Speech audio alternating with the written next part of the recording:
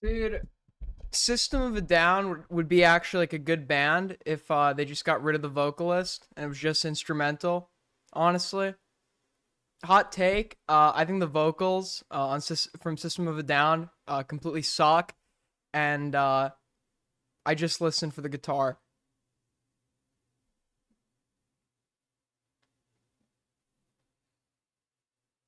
This is so embarrassing. This is. I feel like Peter when he tells the family that he thought The Godfather insisted on itself. This is how like I just have a few strong opinions that contradict the popular narrative on media that I get. Or some, honestly, out of any opinions I have, honestly, the one that I've ever gotten the most pushback on, and this goes for political opinions too, is the fact that I just don't think Tarantino is like good.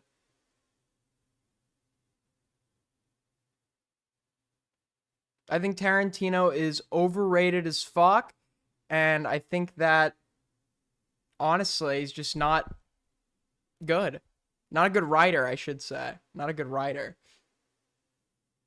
That is your opinion. It's wrong, but it is still your opinion. Well, how about no, it's just like with fucking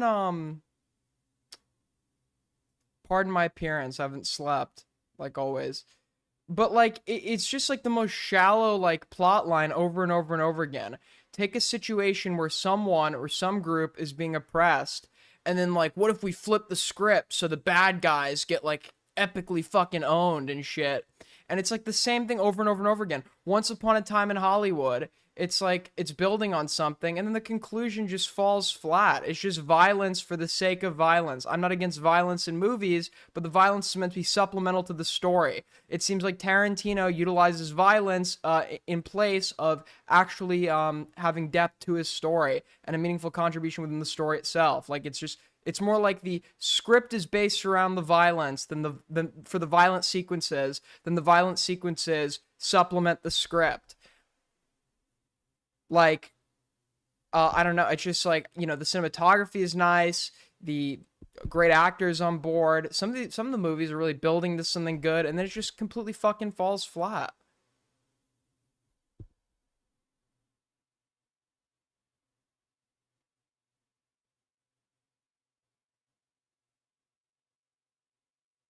To be fair, those are just his. No, I'm talking about Once Upon a Time in Hollywood. I'm talking about Django Unchained. I'm talking about Inglorious Bastards. To be fair, I've never seen Kill Bill, so maybe that's what's gonna like save my opinion on this guy.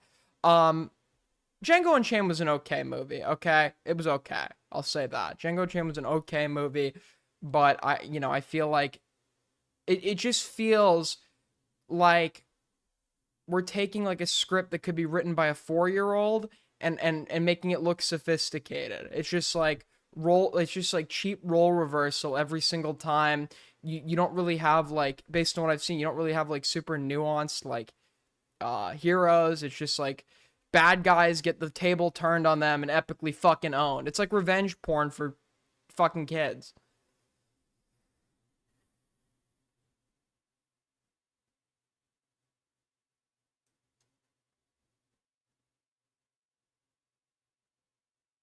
Sorry. I said it. Someone has to say it, man. So I just don't. I think the part of my disappointment is how like great he thinks he is as well. Like the fucking ego is just like not really doesn't match the level of work I've seen.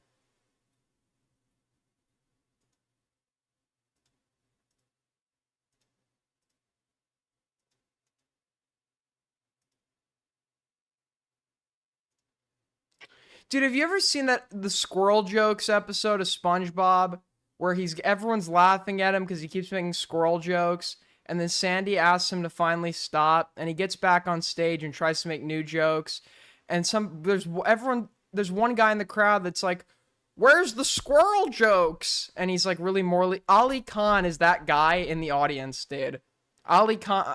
I try to clean up our optics, and Ali Khan is always there in the audience yelling out, "What about the squirrel jokes?" He just did. That's Ali Khan. Yeah, didn't Uma Thurman tell her daughter when she's working with Tarantino to keep her feet covered on the set?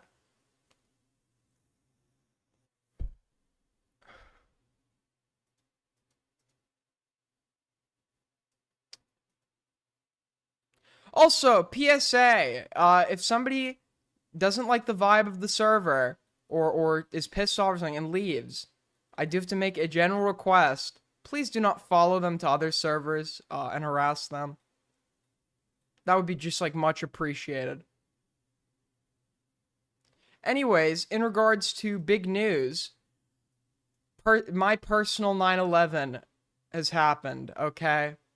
Ladies and gentlemen, it's like we went back a year, okay? We're going back a year politically, socially, and we went back a year. Well, not a year. We went back a decade on all those things, but we went back a year in terms of content creation because, and I hate to say this, ladies and gentlemen, now recording is back.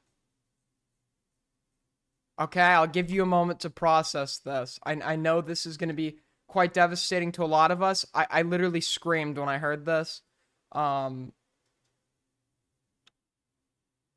know, this is going to be a little bit difficult.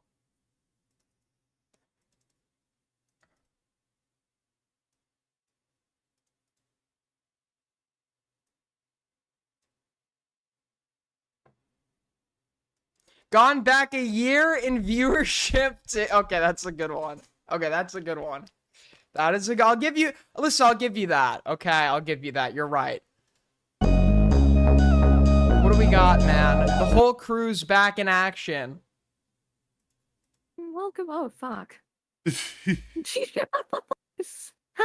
everybody, and welcome. Oh, okay. Make sure to like and hit that subscribe Who is talking? button. You good? Hello, everybody, and welcome to Now Recording. Wow, that's an intro. Hold on, I can hear myself. Okay, guys, welcome I am to your, Now I am your Recording. host. You Ooh, fuck kids are- me. I What is that voice? Holy voice.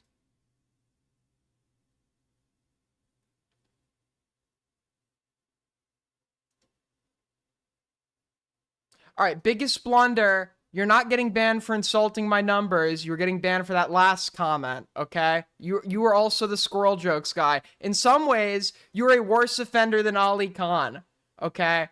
It has gotten to every stream where I've needed to 24-hour you. I hate to have to do this, man. But you're just not getting with the program, okay? listen, it's been a couple of months, but you guys have been doing this for years. How are you this fucking retarded? A couple Okay, of months? It's been half a year. It's so long.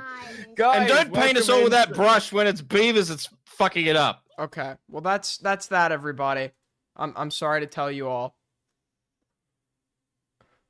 But that brings me to our next topic, Toastify made a new video. Let's check this out.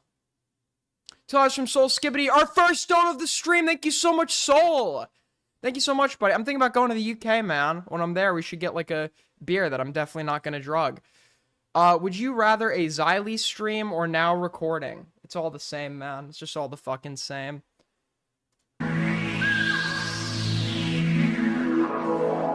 Trailer park commentary, dude. Meth head commentary.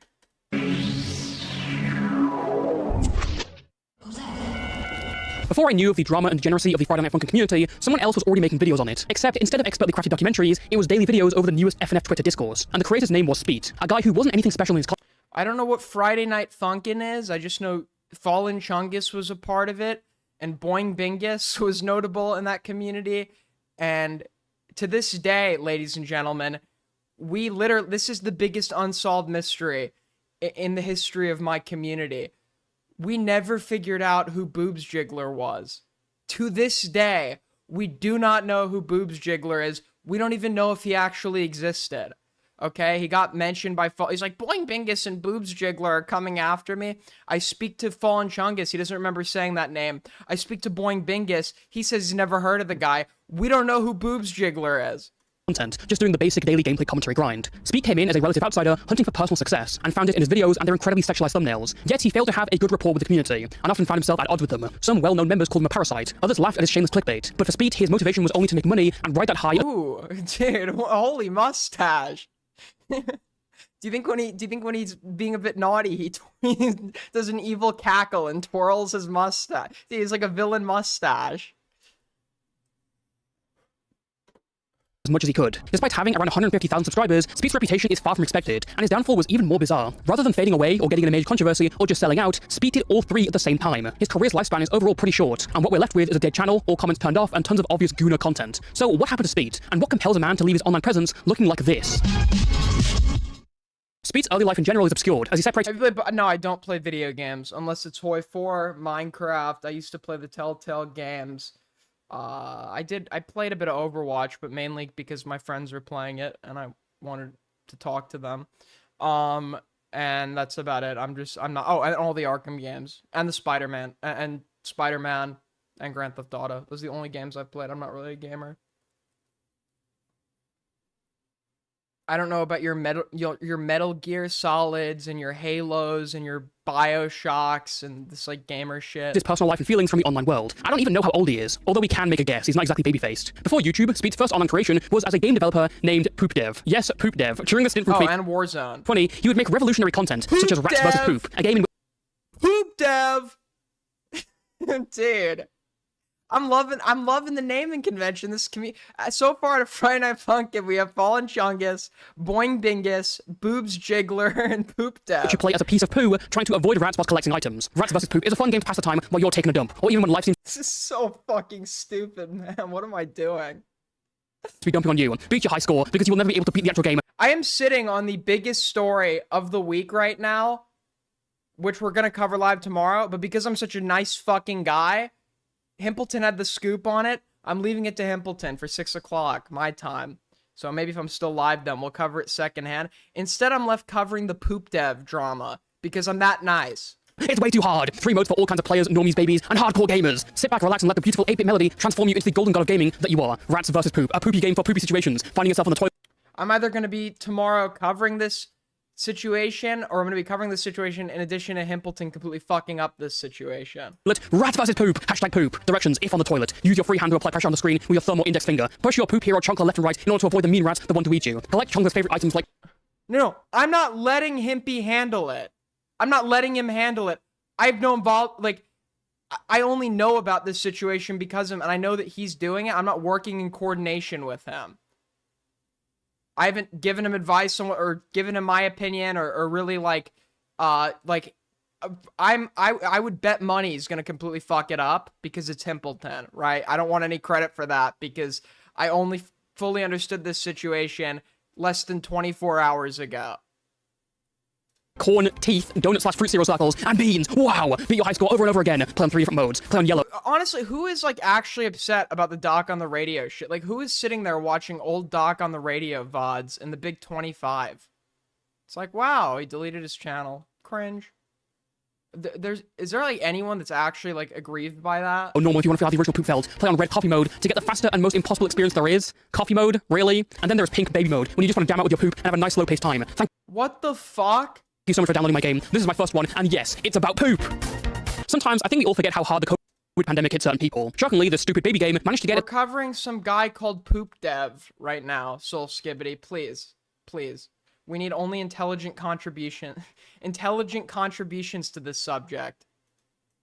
Well, why?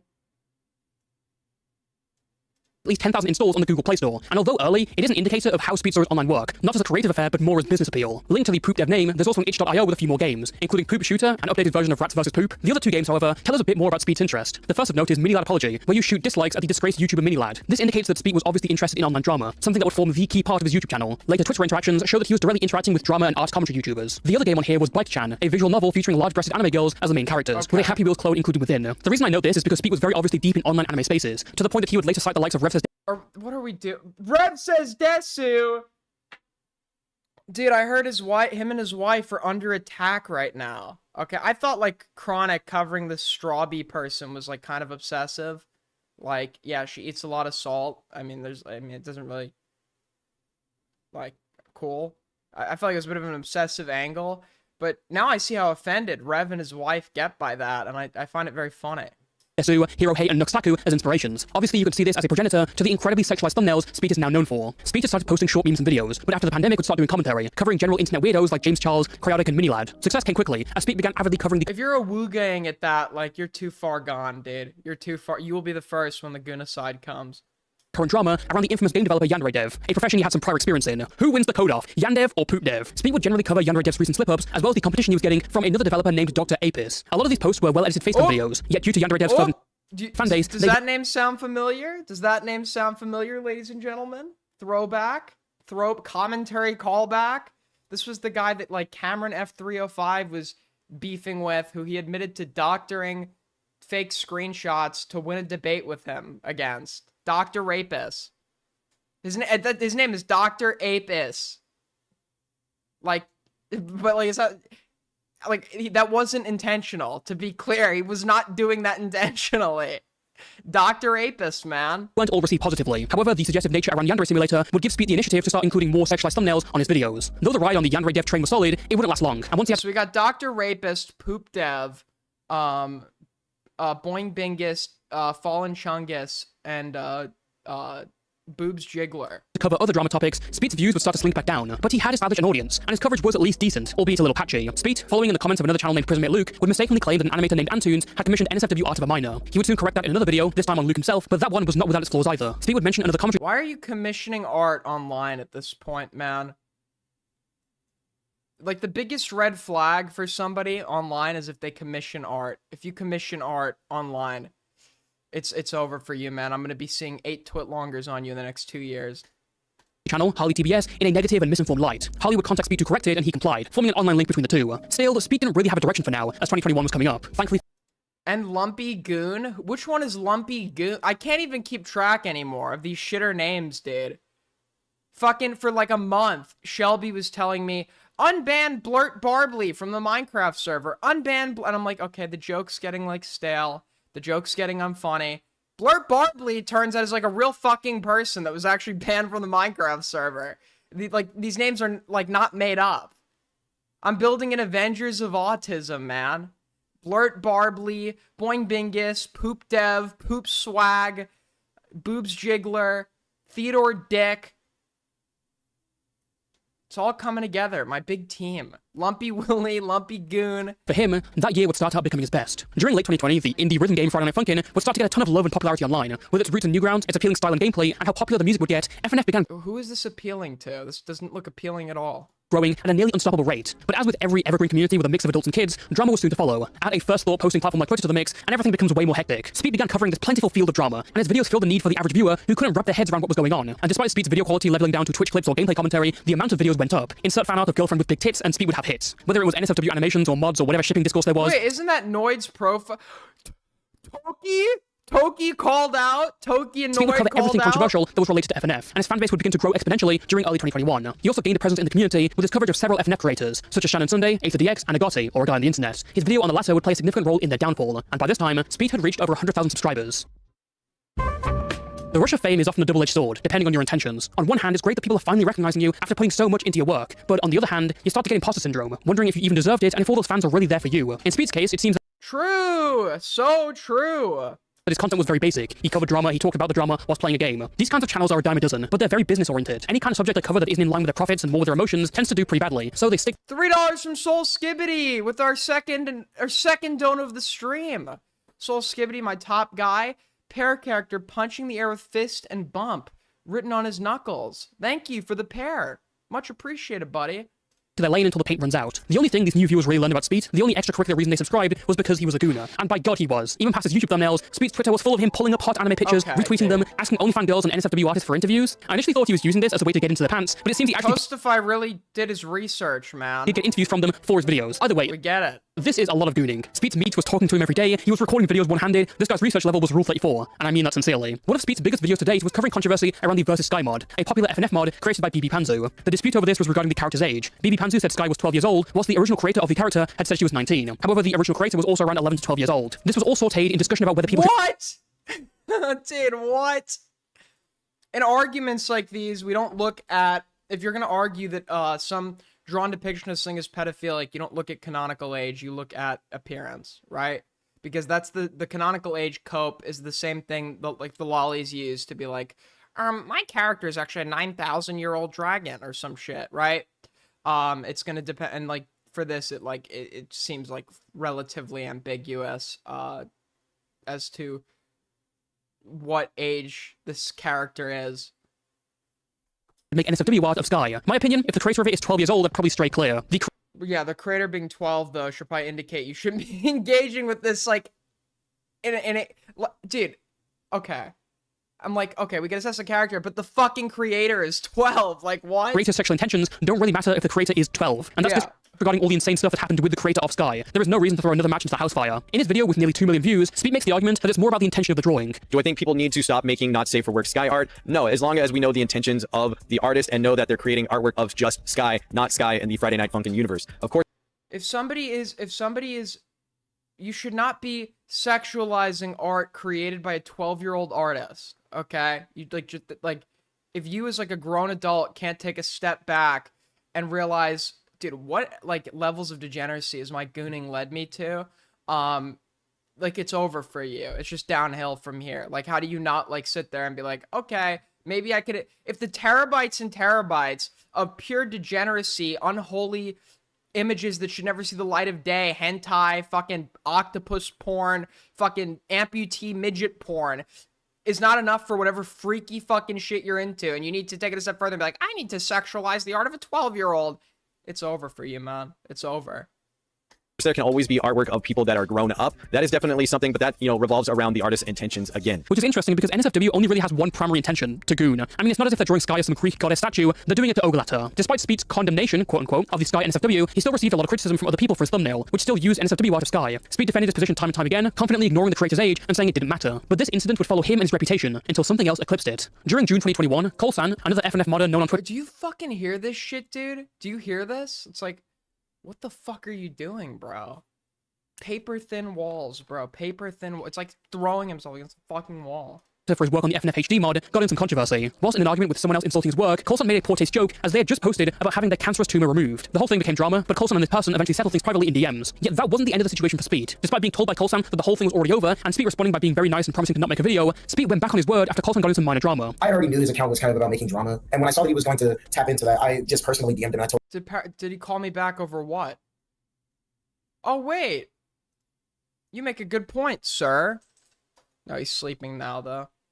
him not to drag He it. did call him back, yeah. It was just unnecessary. Like, I already resolved everything with the person, or like I was making amends rather. And he said he wasn't going to do it. What actually made him do it, when he saw me talking to the user Ramen Noodles, like he made the video afterwards, and that's when I DM'd him. I was like, why the hell did you do that? You said you weren't going to speak on it. He was like, well, I felt like you were using your platform just to on other people once again. And I was like, but that's literally not what it was. You can literally read that we ended up making up on top of that too. And that ended up with me and Ramen Noodles hating Speed.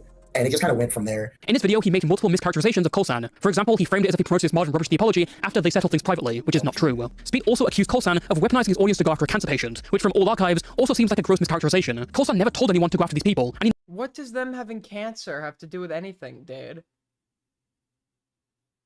Like, if you're weaponizing your audience to go after somebody, them having cancer is going to be unless you want to argue, unless the cancer point is being added to argue that you're causing them undue stress in a time where, like, even things like stress can be, like, crucial to their, like, medical recovery, I guess. But I don't know what that has to do with... Yeah, I really don't understand. Yeah, well, Perry goes to bed when I'm... It's weird, dude. He, like, goes to sleep. I don't get you people who sleep. never disagreed with the person because they were a cancer patient. He wasn't hunting down people who were just tweeting Wait, DJ Party Pond, are you a woman? You've been a woman this whole time? about going on chemo. This only started because of an argument they were having. Throughout Speed's career, you'll see this as a bit of a recurring theme. His position is that creators are fully responsible for their audience and whatever action their audience takes. I find this to be a completely unfair and cooked mindset. Unless they directly instructed or heavily influenced their audience, creators cannot be held responsible for the individual and independent actions of thousands of people. You simply cannot go on that line, and it's such a shaky position to stand on, especially as it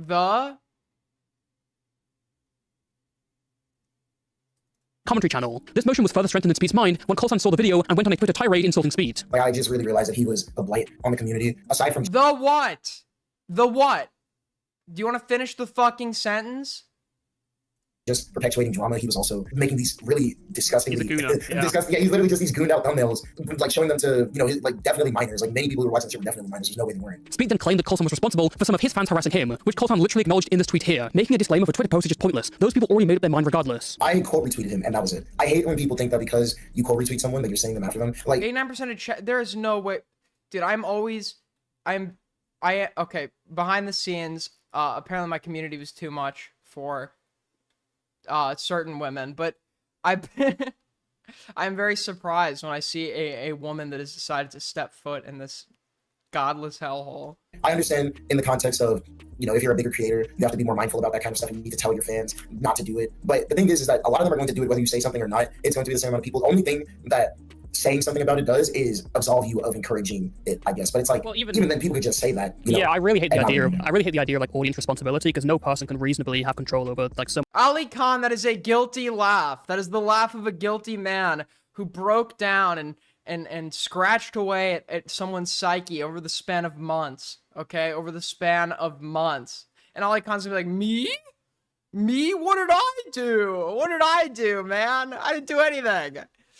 Many people just because they're responding to something or expressing their unless there was like an instruction or like a heavy influence to harass Okay, good one, Ali. this person then, Another like, Ali Zinger beating a dead fucking horse. it literally makes like it's just blaming someone for the actions of people who they cannot reasonably control. But that wasn't enough for Speed. His definition of supporting harassment went way beyond that. Coulson drawing art of him pissing on Speed's grave, yeah, that's supporting harassment. Another big FNF creator named Gedcoin retweeting posts like Speed or Speak and Kiss My Nutsack, now that's what I call harassment. I talked about Gedcoin supporting the harassment, which I did note that he was doing. He had been in support of Coulson, who was known for harassing cancer patients and using his audience as a weapon. He was supporting tweets from Coulson saying that I was a toxic member of the community, and supporting tweets from Coulson slandering my name. When I called out Gedcoin, Did you guys remember this Flexecutive guy?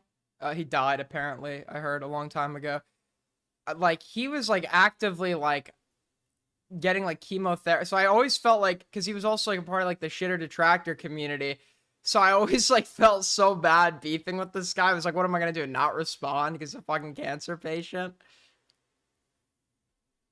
for supporting the harassment and supporting Coulson, which everyone had known was doing awful things in the community. He decided to harass me with his own claims. To Speed, this is all harassment, and in this video he holds these people responsible for others going after him in far more malicious ways. What I get from this is that Speed has the aesthetic of a big boy commentary channel, making fun of others, documenting their online drama to be forever immortalized on video, but he has the makeup of a total pussy. Listen, Flexecutive, what I'll say about the guy is, I love arguing, and he gave me plenty of opportunity to do it, that filled my meaningless existence, so... Throughout his entire drama with Coulson and further on, he'll put himself on a pedestal as like a defender against people who bully cancer patients. Friday Night Funkin' slander, abuse, and harassment is something I've been dealing with on Twitter for the last few days, and how he targeted a cancer patient with his audience as a weapon. For context, this tweet is something Coulson said to me after I exposed him for belittling and mocking a cancer patient. Bro, I was literally slandered for pointing out somebody that bullied a cancer patient. Like when Coulson harassed the cancer patient story, Coulson had harassed and belittled this cancer patient. Yeah, dude, if they're constantly in and out of chemo, if you go to their profile... Yeah, dude, I didn't want to say nothing, but they literally are on their deathbed trying to argue with me. On Twitter, and encouraging his fans to go to that cancer patient's... Okay, but what is... It's gonna be just, like, harassment of a person. Them having... Unless you're gonna argue that, like, in the context of online arguments, we should just treat people with cancer differently?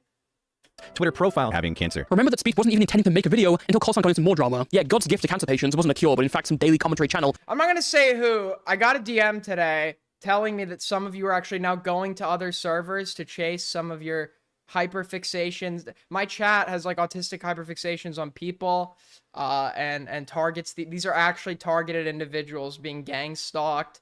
And I ask of you to please stop. Who takes the sword to defend them even when the issue is already resolved. The reality is that whenever Speed got a tiny bit of what he was dishing out, he would freak out and play the victim, no matter who it was. For example, this is Denai's Vision. Hello, everyone. Some Dude, are we serious? Romanian guy with broken English and 200 subscribers. Denai's Vision's only crime, so to speak, was that he was very vocal about the fact that he did not like Speed. He regularly tweeted about this and was openly working on a video. Speed would get involved on Twitter and start fighting with these literal nobody kids, flexing his sub count on them in the process. The fight eventually devolved into this really weird puppet roleplay with them. This is, without a doubt, some of the saddest I've ever seen in my life. If you have over 100k subs and are spending This guy won. any modicum of your time endlessly toying with kids who don't like you online, Not this guy, not Speed, this other you guy. need a new hobby. Speed would eventually make a whole video in November 2021, blasting out this whole situation to 45,000 Your community, you're literally a contributor to this community. What do you talk? People will sit here and be like, Aiden, man, your community is toxic. And then like they'll find some female chatter like 5 minutes later and be like, you're so fucking fat that when you get out of bed in the morning, there's a category 5 fucking earthquake or some views. shit. He claimed it's like, You're in this community. You're an active contributor. denies Vision was a stalker for making tweets criticizing him. He also went after his public replies to OnlyFans models, which I admit is funny and an easy slam dunk, but also coming from this guy. For Speed, this doesn't qualify as harassment, but what does is people making mean tweets about him. These interactions show Speed's motive for videos, for content, for his entire channel very clearly. It's not about creativity, consistency, or character. It's about cash. He even started copying other thumbnail formats. Like he started copying Flippy and community games thumbnails just so he could call me out, I'm pretty sure. Whenever week 4 of FNFHD had dropped, he had dropped his video. After a while, he changed the title. Like, Sorry, a 5.0 magnitude. Yeah, that was a slip up. You know what I meant. But you are so threatened by my intelligence that you take superficial semantical owns because you know that my ideas and knowledge triumphs yours. It's okay. It's okay. at first, the title of the video, something about Colson, like the Colson situation got even worse or something like that. And then after week 4 of the mod came out, he changed it to FNFHD mod controversy just so he could milk the search term a little bit more. Cassandra mod controversy with Ramen Noodles, and they were the creator of the mod. And then eventually, Toki, you're not innocent either. You know why Ernesto left. he would keep making stuff about me, like bad news for the Friday Night Funkin' HD mod or Colson. He was caught harassing people again. You call women... I do not call women... I call everybody fat all the time if they're fat, okay? I do this all the time to everyone. If anything, I call men fat way more than I do it to women. In fact, I don't even think I cover women all that much. And it was literally just something like me being in an argument with someone, which is its own thing, but it wasn't me harassing anyone, it was just someone being... I remember he just like immediately went back on everything he said about HD in the video. He was saying, this mod is so ugly and it's lazy and it's uninspired. And it's like, Okay, there's like a ugly mod. Alright, I'm lost, man. This video's lost me. I've been like contemplating, do I click off of it and look like Aiden can't finish a topic? Or...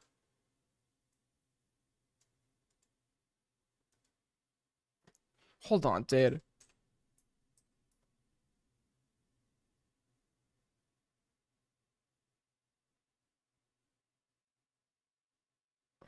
One sec, dude.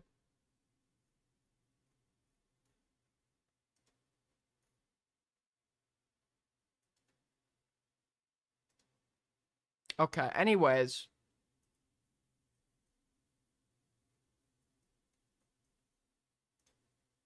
Wait, hold on. Dude, hold on. Okay.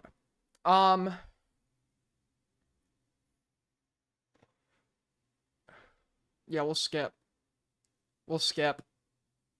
Aiden can't finish it. Either the topic's boring and then I click off and I can't, and then I can't. Well, to be fair, I one-guide myself on that one. I made that point before you could. You might not even have been planning on making that point. You might actually be agreeing with me on my decision to click off the video, but I have chat PTSD, so I assume criticisms when there possibly are none there. Well, in other news, okay, Acheeto is somebody who I've beefed with many times in the past.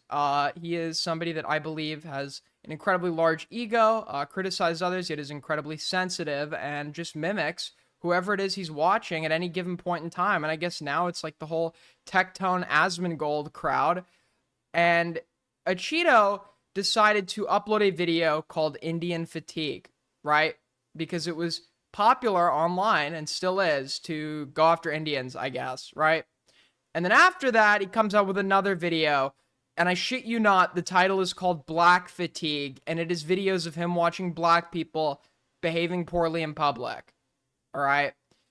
He then, someone makes a video on him and he responds where he keeps bringing up the black crime statistics, like he's acknowledging the correlation and the quantitative analysis, but he refuses to engage in any sort of qualitative analysis as to why these crime rates are disproportional. He doesn't explain confounding correlations like, socioeconomic status amongst African Americans. Their economic status on average is, much lower than the general populace, more likely to be in poverty. And these things, like being in poverty or being above a certain line economically, they correlate positively with crime. Or they correlate with crime. He doesn't bring that up. He only brings up, black people commit more crime. And when people do this, they are engaging with statistics dishonestly, and they are almost always attempting to frame a racist narrative, right? There are some people that will talk about this in good faith, Okay, there are some people that will talk about this in good faith. Then there are others that will profit off of it for content and call their video black fatigue, like Acheeto, right? Who just know that black people, African Americans commit more crime, but don't ever like bother to figure out why or if it's due to. He just brings up that that factor as if the race itself, having more melanin in your skin, he would lead you to believe is responsible for, just inherently responsible for being more prone to criminality. And even when he does have a chance to talk about elaborating on the qualitative analysis, he says, well, you could talk about how black people commit a disproportionate amount of crime, but you know, then you can get into the whys, and it's like that leads you into some dark paths, like when you'll get to like genetics and race realism, and it's like, that's not true. Unless you're like fucking racist, that's not true at all. If you want to get into the why, there's tons of explanations for this that is not rooted. If anything, there is a complete lack of evidence on their end of some inherent biological trait amongst black people that makes them inherently criminals or some shit, right? People used to talk about the warrior gene all the time. I think it was the MAOA gene. That's just completely, like, they completely misinterpreted that. And also, that gene is, like, I'm pretty sure, like, 4 times more prominent amongst, like, people of, like, East Asian ancestry, right? And people with Chinese ancestry, Japanese ancestry commit less crime relative to white people. So that makes no fucking sense, right? It's evident that social and economic conditions have created a disproportionate amount of crime in black communities, right? And people like Acheeto, they just want to focus on the race and crime aspect of it. But the other thing, too, is some people do this and they'll just own it. They'll say, I'm racist, or like, and to be honest, as bad as it sounds, I prefer someone like that because then you can engage with them honestly. Acheeto literally made an entire video called Black Fatigue and is sitting here telling people, oh, I'm not racist. So I'm going to check out apparently another response he made because he got negative backlash to his Black Fatigue video. Hold on.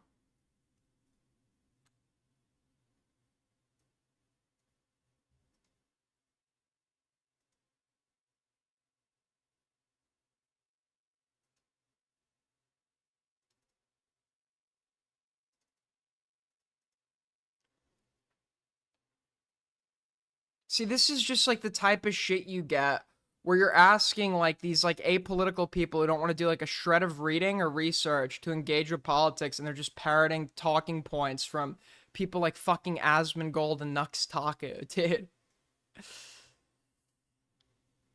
I think he literally said outright that like Asmongold was his favorite source for, like, politics or news, and he was watching a Tectone video, and he's like, something about the way Tectone talks. It just wants me to make me get up and start marching. It was the most, like, fucking cringe clip ever, dude. But, let's see. And by the way, Acheeto, you are always welcome to call in and debate me on anything I have to say about you. You won't, but that's okay. Well, it's actually not, it's not okay. It's an egregious fucking crime.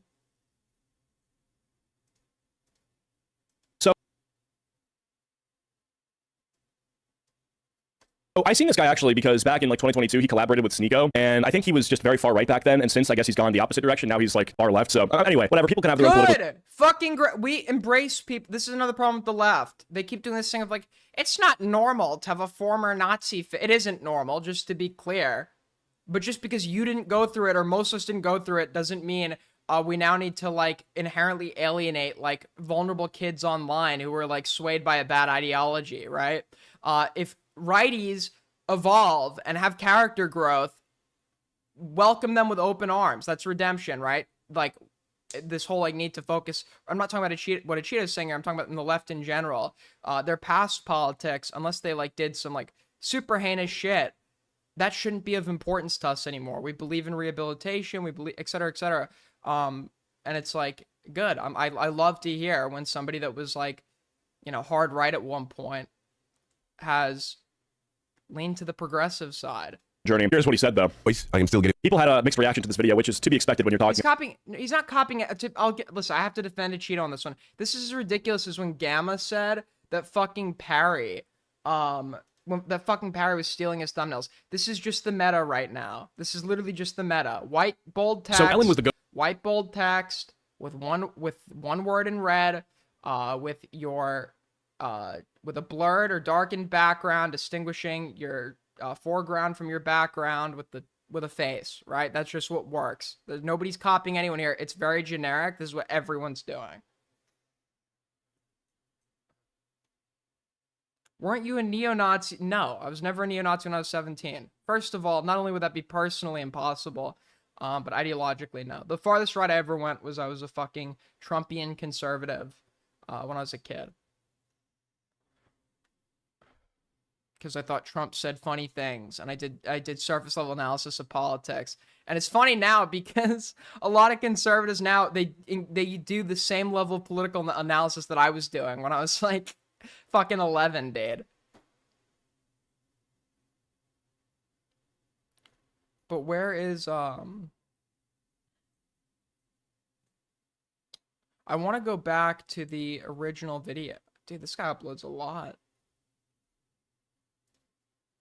The reception was not good. I just want to see some of the comments.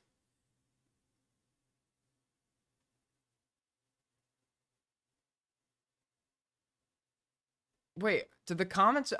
I don't know what... On my mobile, I got different I've been dealing with it. I pull up the comments, and it's like...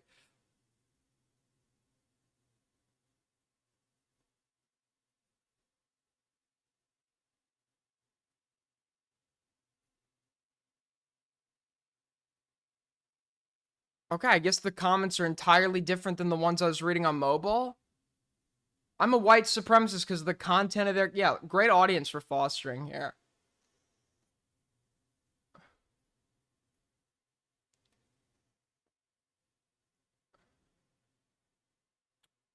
It's incredibly... And then you have black people here that think that if they give an inch, they're going to be accepted. And it's like, no, these people don't believe... Like, you might... buy into this like fake, oh, it's the culture, it's the DEI, whatever arguments.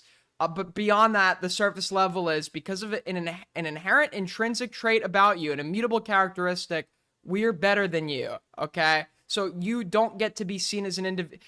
The right will use you as a token when it's useful, but when push comes to shove, that will be all you are to them. These people see something inherently wrong with your people by virtue of an immutable characteristic. They're literally talking about your fucking IQ, right? Like, it doesn't matter how much you criticize your own culture. It doesn't matter. And by the way, I don't think it's bad to engage in criticism of your own culture, to be clear, but doing it with people that are just trying to paint your entire group of people in bad faith as like inherently criminal is just not the way to go about it. I don't think so. I don't think he's deleting comments. I'll defend him on that one too. Half the time when you hear people are deleting comments, they're not. YouTube's just fucking weird with that shit.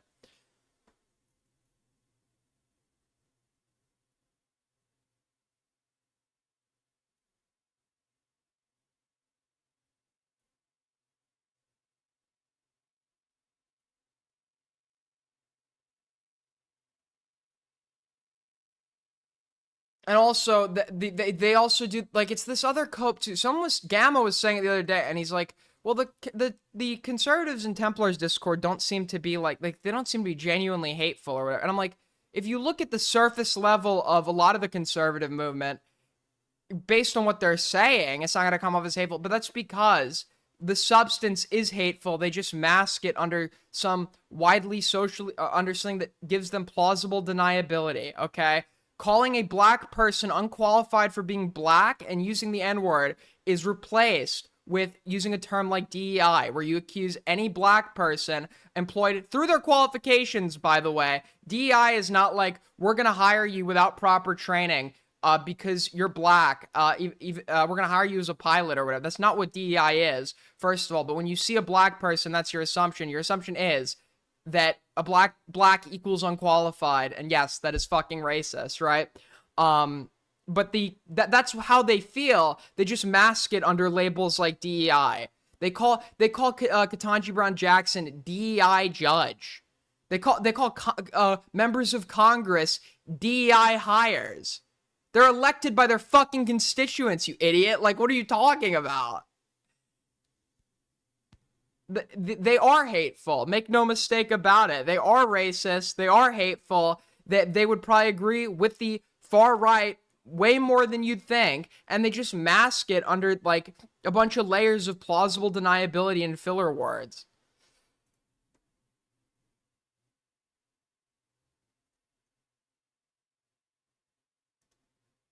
About racism, so my voice back, but the show must go on. Today we will be reacting to a white anti-woke conservative. And the ones that aren't genuinely hateful are dangerously stupid. Like, dangerously stupid. These are the type of people, I've used this example before.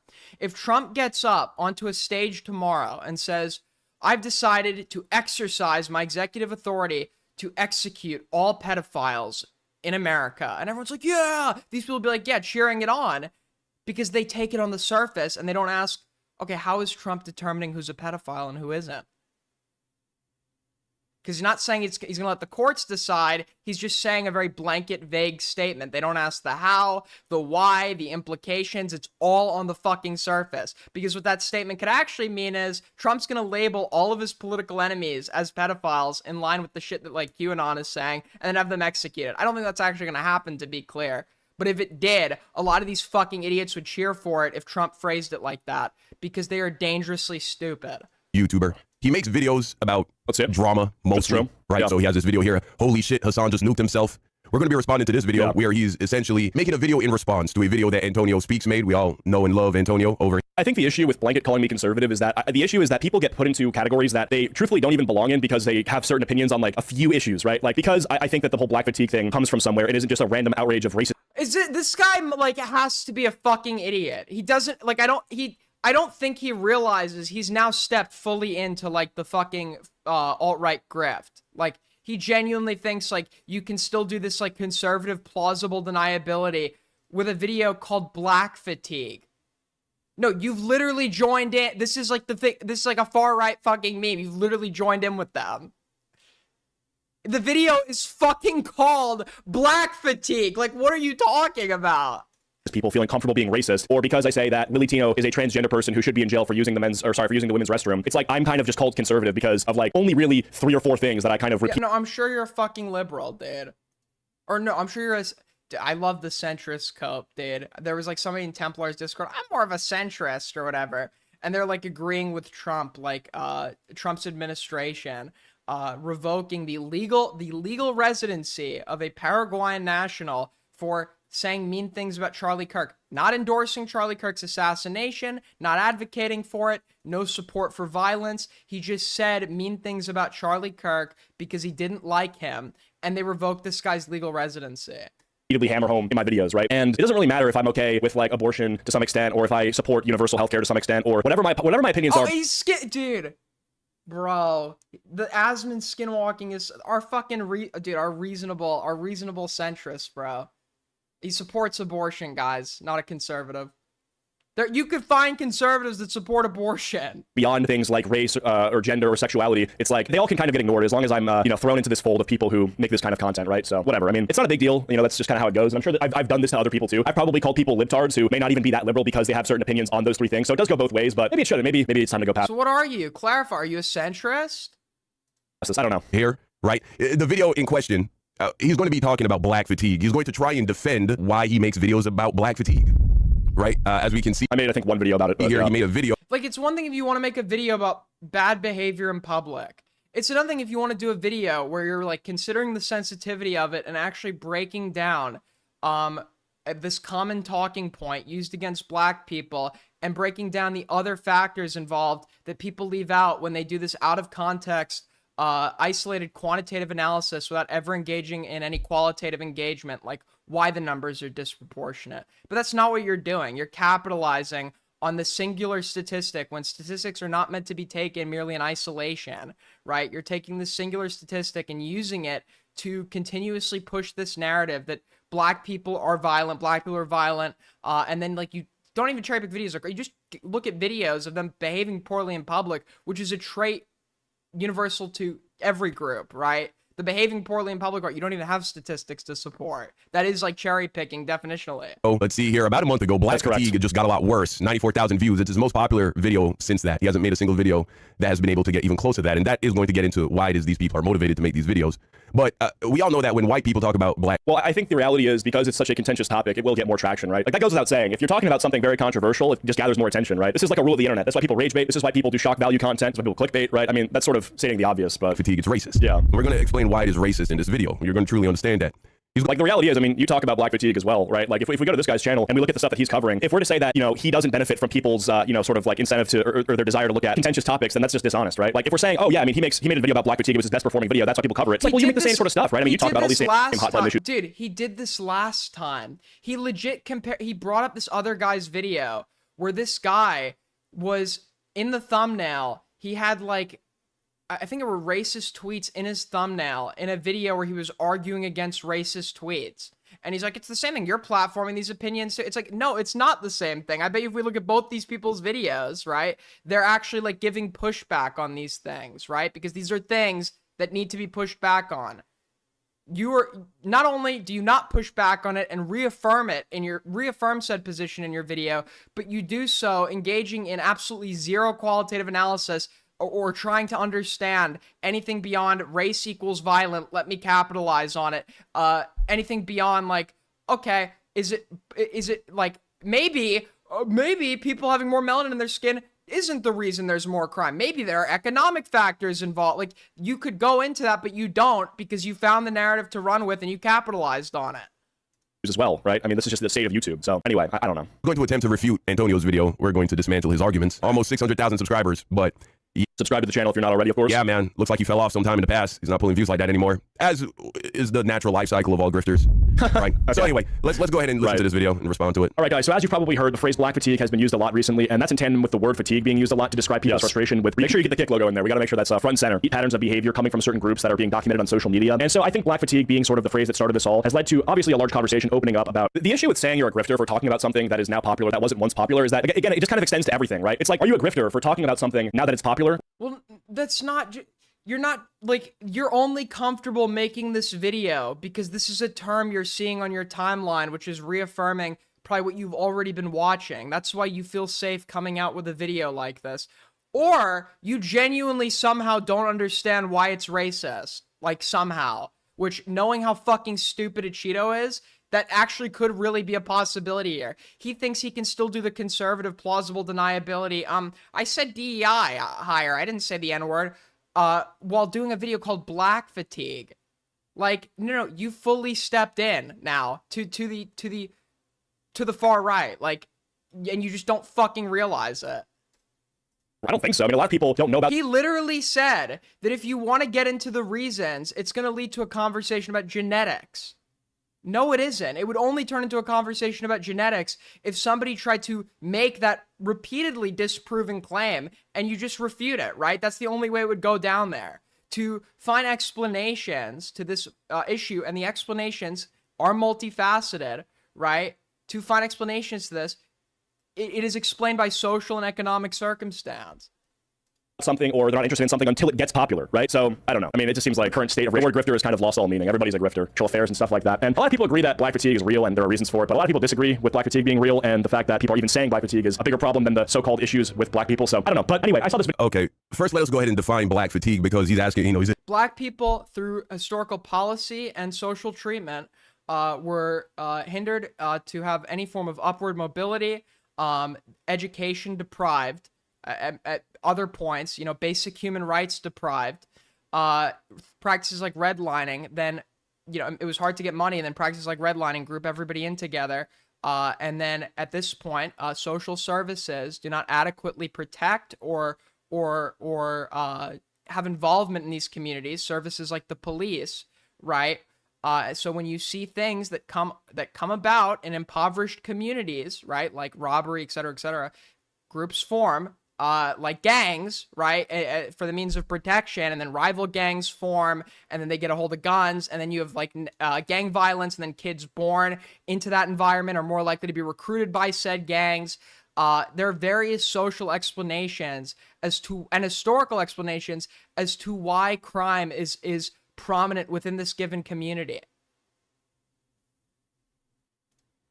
Some people are debating black fatigue is real, That's it's correct. not real. First, let's actually look at the definition of black fatigue and who invented it. Black fatigue is a term coined by diversity, equity, and inclusion. Okay, this is what people are doing now. They're taking the original use of the phrase black fatigue and then saying the people who are using it now are not using it properly because it's Define it for. Did he define it in his original video? Maybe he did. I don't want to miss it.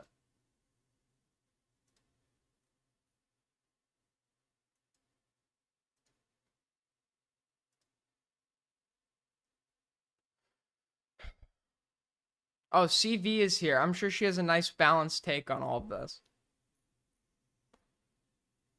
By the way, if you guys are enjoying the stream, help us out. Tip or sub, like up. yeah, I don't know. And when the next VOD comes out, somebody, and I think it was Blurg, there's a new feature on mobile, and you can see it in the bottom of videos. It says, hype this video. Somebody fucking gave 80,000 hype points to my snunt VOD. It was like my best performing VOD in terms of like time it's been up relative to views. So that shit really fucking helps. If you're interested in doing that or not aware of it, it's very much appreciated when the next VOD comes out. It's just whack. But yeah, I mean, look, people do this with all sorts of things, not just rap music, and I think it's corny whenever it's done. So. Wait, hold on. Bro, what? And he just instinctually chokes him. Where did you learn this from? Who did he learn this from? I don't understand. You're so young. Like, does he even know what black culture is and he's still doing this? That's not good. This has to come from like just a total disorder in the household. There's just no other way that this happens. I made a video recently discussing a phenomenon known as Indian fatigue. Now, the word fatigue was taken from another phenomenon that was being discussed called black fatigue. So it seems like there is a meta right now where describing different groups' behavior and how you dislike it and how you're fatigued with it is resonating with a lot of people. Now, I don't think anything happens by accident. And I do think that when you dismiss people's criticisms or their, I would say, This guy is so fucking dumb, dude. He's actually so dumb. He doesn't understand why, why would it not be, for example, right? Just like how you can pull up this, like, isolated statistic of, like, more crime being committed in black communities, right? You can also pull up statistics that men are far more likely to commit crime than women, right? Like, for example, the crime of rape, it's, like, insanely disproportionate amongst men. Or, right, you could bring up, why is it not, like, poor people fatigue? Poverty is also a marker for increased susceptibility to crime perpetration. Why not a video like absentee parent fatigue, divorced parents fatigue, which are also predictors of that? Didn't go to college fatigue. Like, the specific factor that you decided was the marker of crime in these instances was race, and then made a prescription about an entire group off of that marker when there are other markers in existence that also show a positive correlation with crime. You focus on race specifically and disingenuously because race is not a causative factor for crime, and you presenting that in isolation leads to the impression that it is, and then criticism of the race due to some inherent thing for the perpetration of that crime, which you can see in the many people who commented under your video. Great crowd you're attracting, right? The way it is just completely racist. Reasonable criticisms and fears of certain things as hatred and bigotry, then you aren't actually addressing the root of the problem, right? If you address the claims that are being made by these people, then that's fair enough. But if you're Just keep in mind, he never addresses the root of the problem. response to people that are using phrases like black fatigue, Indian fatigue, whatever, is simply In fact, he alludes later in this video that to address the root of the problem, you have to talk about genetics. Which isn't true, by the way. it's not how it was originally used. But it doesn't really matter because contemporarily, when people say they have black fatigue, they're talking about their frustration and tiredness with black people. So who cares where it came from if that's not even how people are using it, right? Like the word cringe, I think was originally meant to talk about a physical sensation you got in reference to like, you know, like you eat something really cold and you kind of cringe or something like that. Like my main sort of like issue or what I care about is how words and phrases are used today, not how they were originally used. Yeah, language evolves. This is kind of like a no shit Sherlock sort of point, you know? So it's like when Why are you, I'm not saying all black people are poor. You've just done a hasty generalization, right? But black people are disproportionately impoverished. Black people are disproportionately impoverished, and poverty, right? As you know, as sad as it is to admit, is related to greater perpetration of crime. Like statistics seemingly only matter when it's used to paint your people's narrative, right? That like when there's statistics that actually like work against that and show, hey, race isn't actually the causative factor for crime here. There are like economic factors, etc., which are also disproportionate amongst black people, right?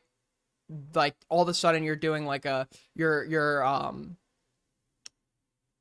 like generalizing or something. No, it's just the case that those things are also disproportionate here, and those disproportionate facets are predictors of crime. He says, yes, it was originally used to describe how black people were tired of, racism. It's like, well, again, that's the original use. Now we're talking about the use in the modern age, so. Expert Mary Frances Winters, in her 2020 book, Black Fatigue, How Racism Erodes the Mind, Body, and Spirit, it refers to the chronic and cumulative exhaustion experienced by black people. Yeah. Also, you're welcome to call in, CV. I don't want to argue with you through chat. From the repeated exposure to racism. So, for example, the fact that I have to define black fatigue for the sake of this video is in of itself fatiguing. Yeah, but that's not even how we're going to use it. So, like, what's the point? You're not even, like, you gave a definition for Why don't you define black fatigue, Acheeto? That's no longer being used, and that's not the definition that I'm using, but you're reacting to my video. What is the definition you're using? So if you're going to use your definition when reacting to my video, then we're just not going to get anywhere. You can just argue with me using my definition. Do you even know what the definition is? And still, we can have a conversation, but it's not like we're going to get anywhere at all if you're using a definition that nobody is using. It's not like a modern working definition at all. Because here we have yet again another white person taking something that is culturally black, bastardizing it, manipulating it, using it in a way to actually... I wasn't even the first person to do it. Like, bro, I don't understand. I didn't do it. I didn't start the conversation. Nobody said you were? I don't think those words or that implication or that point ever left this guy's mouth. I'm just seeing how it's popping up, and I'm adding to the conversation. I didn't plant the seed. You absolutely did not add to the conversation. There was literally nothing added by your video. You engaged in absolutely like zero. It was just making a claim that leads you to a certain conclusion, a certain incorrect racist conclusion, and then Andying to cherry-picked videos of black people behaving badly in public or some shit. Turn it into a racist dog whistle against black people. How sad is that? We've had this term now for 5 years. How many Vine booms are we gonna do? Invented it last week and are using it to describe their exhaustion of black people. It's so funny, right? Ironic. Anyway, that's the real definition of black. Yeah, by the way, we are reacting to a reaction of a reaction of a reaction. Like fatigue. And I'm reacting to that reaction of a reaction of a reaction of a reaction. So, of course, black fatigue is real, and any black person can tell you that. But the way he's using the term black fatigue, the way how white people and racists, modern people, those two not always being one and the same, but oftentimes are, they are essentially saying they're tired of black people. No. In particular, they're tired of the injustices that their group experiences at the hands of black people. So that's, I think, somewhat correct. I mean, he sort of just strawmans and says the way I'm using it is just to say that I'm tired of black people, which isn't true, obviously, because if you are tired of a group of people in general with no That's the insinuation, because you're not even just looking at crime. You just start looking at videos of black people behaving poorly in public. And then this term literally is, in the way you used it, black fatigue, i.e. race and fatigue indicating tiredness and fed up, and then you take some attribute and then you like ascribe it as if it's the entire, like it's the responsibility of the entire community, and then this behavior should be, when talking about it, should be addressed community-wide as if the entire community is responsible for this, right? Or substance, that's just blind prejudice. What I'm tired of, and what a lot of people are tired of, is repeat patterns of behavior that are being showcased and highlighted by social media that are reflective of behaviors that are growing and being normalized in the black community, right? Like, that's what I'm tired of. These behaviors are not growing.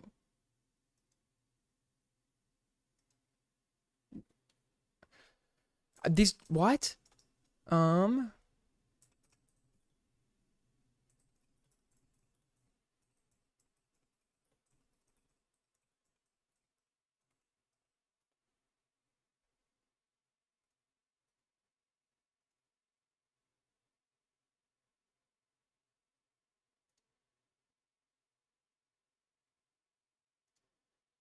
They're not growing. Everything I'm looking at seems to show that they're dropping quite significantly.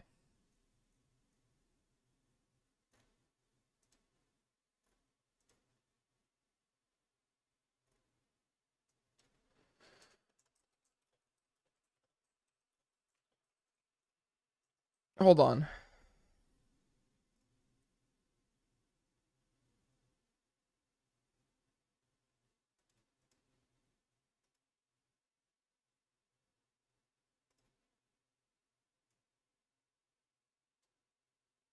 Yeah, they're dropping, to be clear. Between the 90s and 2000s, there's a huge fucking decline that has seemingly just like continued. And like I've said this before, and I'll say it again, I guess, because we're about to get into like a 40-minute or potentially like 2-hour-long video about racism. I want nothing more than for racial minorities to succeed. Where is he getting that this is getting worse? Dude, he just totally outed himself as some like reactionary, like rage bait slop consuming fucking moron. He just is literally, he parrots like talking points he sees from like the fucking right-wing accounts on Twitter, like that one like Mexican Groiper guy with the anime little girl profile picture or whatever. He parrots that, and then he just like lied, okay? There's nothing that shows that it's growing. If anything, I couldn't find something that goes up to 2025, so unless it all of a sudden shifted in 2025, it looks like general crime, at least, because I'm pretty sure the statistic they use is violent crime. It looks like violent crime with a black perpetrator has declined dramatically. Right? Because historically, there's been a lot of oppression. There's been a lot of injustice that's been committed against black people in America. And it would be amazing if they could, having still faced all of that, flourish and succeed in a way that would be, that would be remarkable. And when I see these things, I'm not going to act like I'm being a concern troll here, right? And like I'm pretending to care about these. I agree, but your video doesn't really help that at all, right? I'm not expecting you to single-handedly solve all the injustices perpetrated against black people, but this term's usage is literally done by people painting a narrative that black people are inherently violent, inherently bad, etc., etc., and your reiteration and participation in said trend, while adding absolutely nothing or giving said trend any pushback, you're an active participant in that. Issues, just to seem like a good person. I care because they're Americans. I care because these are people who, we live with. I care because they're American. What? We interact with, who are cultural contributors, and I want the absolute best for them, right? And so what I'm a little bit tired of as well is only having the conversation open to other black people, right? Like a lot of people who are commenting on the black fatigue stuff are getting a pass because they themselves are black, and so they're saying things that are like 10 times, maybe even more racist than what I'm saying, and they're being sort of ignored or pushed off to the side and not criticized. Who's doing this? Because they're black, right? And they get a pass. Like there's this channel that reacts to Nick Fuentes clips where Nick Fuentes will go on for like 30 minutes talking about black people, and he'll say the N-word. He will talk about how he profiles people in a negative way and whatever, right? And there'll be like 3 black guys who are watching this clip and then just nodding their head and saying, yeah, no, he's completely correct, and then they'll even add on to that saying things that are even worse. So they get a pass, and yeah, because there are, believe it or not, right, there is money to be made in participation in this grift. And yes, every racial group has members that are susceptible to participation in grift to make money. Like they probably made a fuck ton of money off that video. I don't, even when in a lot of the cases I'm saying things that are just much more mild. So it is what it is, but whatever. In particular, we see this term be. We aren't tired of black people. We are tired of thugs and people who happen to be black. Oh my god, dude. So you have some people that are still doing the conservative plausible deniability, right? We're not talking about black people. It's the culture. It's the thugs. It's the DEI. And then you have other people that are just fully mask off in his replies, like talking about like fucking sub-Saharan IQ and like, dude. Causing harm to themselves and others. Yeah, and it's like, well, when you have social media algorithms that are showing you the worst of the worst, and then you have news headlines that reflect that and data that reflects that, it's disturbing, and it's a concerning repeat trend. Used mostly around things like violence, right? Let's take, for example, the young lady, the Ukrainian immigrant who was murdered tragically by that schizophrenic black man on a train. I believe that was in. Which they only cared about, by the way. They only cared about because it was a black on white crime. That's like the only reason they cared about that. They like used her memory this is actually not like a big problem at all. Like even if you do talk about like violent crimes with black perpetrators, the overwhelming majority is perpetrated against other black people. And the same goes for white people. The majority of violent crime perpetrated against a white person is going to be from another white person. North Carolina. Right, we saw an uptick in the use of the term black fatigue. Mm-hmm. And that's really the basis on which they justify using the term, right? Black people are a plague on white people. You see, it wouldn't make sense for them to be using the term black fatigue if they're not. That is literally your own commenters would be agreeing with that. The people that use this term on Twitter, that they would actually be like, based, true? If you were to say that fucking comment. That is not a straw man at all.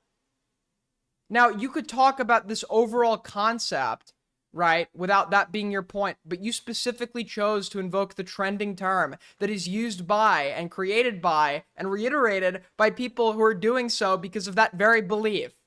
Fatigued of black people if they're not actually exhausted, which means they need to be dealing with them, right? And this is what will reveal that the way they're using this term is in fact racist, okay, and unjustified, at least in the way that they're trying to justify the use of this term. So let's continue. Video called White Exhaustion, and in this video, one of my videos was featured, I guess, to bring up a point how black fatigue is being used a lot. And so yeah, this guy's name is Antonio Speaks. I thought we would take a look at this video called White Exhaustion because I guess he's fighting fire with fire thing. Oh, you have black fatigue? Well, I have white fatigue. So anyway, let's take a look at this, and hopefully I will get to respond to some of his arguments. I did pre-watch this, and he does end up making some claims that I plan on debunking with facts and logic. Okay, bringing out the statistics here. So let's get into it. If you guys enjoy. Oh, you don't want to do that, sir, because that is where you will be defeated. Okay, yeah, please be sure to leave a like. We're gonna need it on a video like this. I mean, this is gonna be a controversial. I hope this guy prepared the counter statistics. I hope.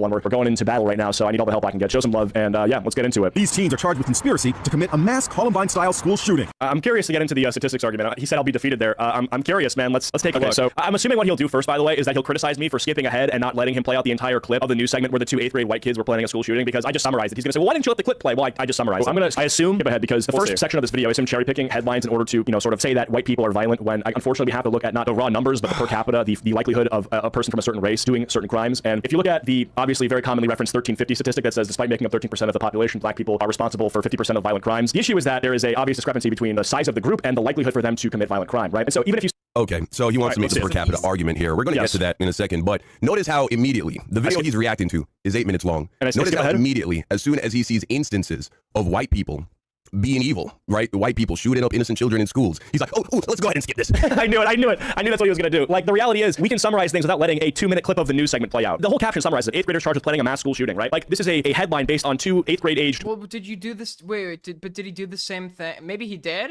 Maybe he did, and this is a shit point. But did he do the same thing when he was like analyzing his cherry-picked videos of black people behaving poorly in public?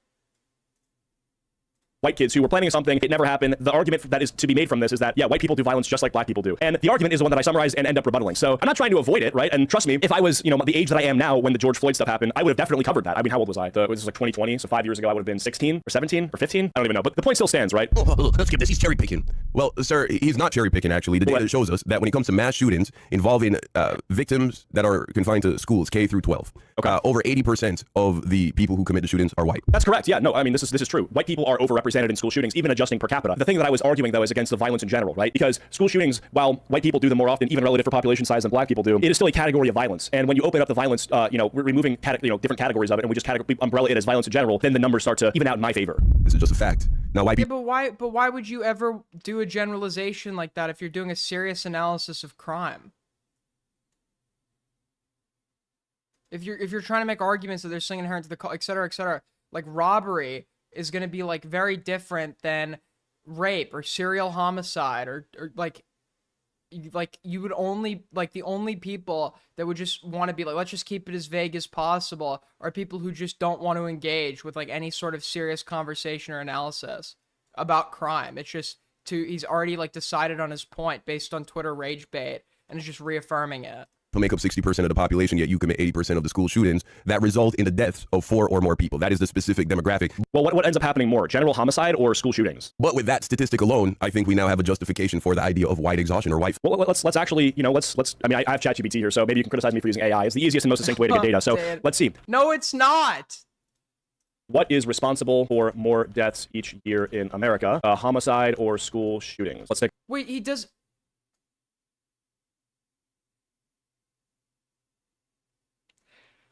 What?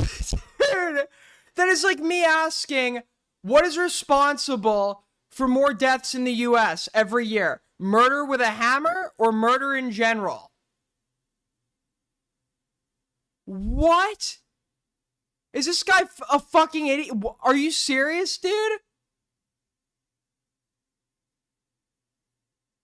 What is responsible for more deaths every year? The concept of assault, or no, what is responsible for more assaults per year? Assault or punching someone? Go look here. Looks like it's loading. Like, do you not understand how stupid this is? His analysis of school shootings is shootings that killed 4 or more, right? So homicide, 4 homicides or more. What kills more people every year? Homicide or school shootings? At least this guy defined it. And then let's just assume that every murder ever was committed in a school shooting. Your answer is going to be equivalent. It's going to be equal, right? If we don't even need to account, so let's say we're just counting all school shootings, not even ones where death occurred. You're just going to have an equal figure, right? Because you're just comparing a subset of that category to the category itself. And the lowest you get is equivalent if you're assuming that that subset comprises the entire category. You'll never go lower than that. You'll get more than that because There are other forms of murder, Acheeto, than school shootings. GPT-5. Well, in the meantime, let's see this chat here. Don Deadass cherry-picked school shootings while ignoring general violence. That is literally like one of the, like, I don't think people understand how fucking stupid that is. What leads to, dude, what would be a good example of this, bro?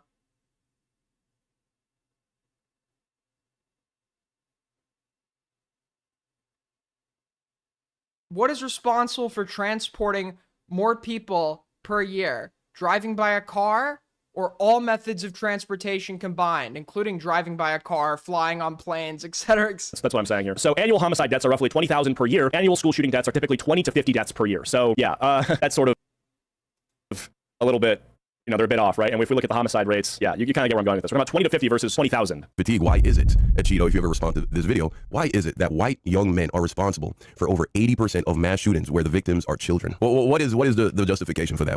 There's no justification for it. Like, am I going to sit here and defend school shootings? It sucks. School shootings are disgusting. Like, what? It's terrible. Whenever a school shooting happens, the entire nation weeps. Like, we have a conversation that really never gets anywhere about gun reform, right? Everyone is, you know, talking about how it's time to enable enact like common sense gun laws and more restrictions, right? Mental health background checks. Why would I ever sit here and say, no, that's fine? No, that's disgusting. But if the reality is, if we were looking at the, you know, raw deaths, so if we took 20,000 homicide deaths and then we scaled up the mass shooting or school shooting deaths to the same amount, I think everybody should have white fatigue, right? If we're talking about the result that would have on our population, it would be unignorable, right? And not that school shootings are ignorable from like a, you know, a conversational, you know, headline perspective, because it's the nature of the tragedy, which is so gruesome. You know, it's senseless violence against children. But, you know, the raw numbers would show you that homicide in general is more of an issue for the deaths that it causes. What's going on with your people, with your community? By the way, guys, we are, I might need to start bringing gimmicks back, man. By the way, you can help out. Soul Skibbity, much appreciated, is our top and only tipper of the day. But if you want to support us, as always, you could tip through Streamlabs, Super Chat. You could also support the stream by liking up. 100 people watching, 33 likes. Let's get those numbers higher. Community. I would love for you to explain that. See, I can explain gang violence. Can you explain to me why you have so many young white boys and young white men shooting up schools and kids? You say that there's so many. You could say that there's more white people than black people doing this per capita, but is it something that happens really that often? I mean, I would like to get some more data on that. He doesn't show it though. And children?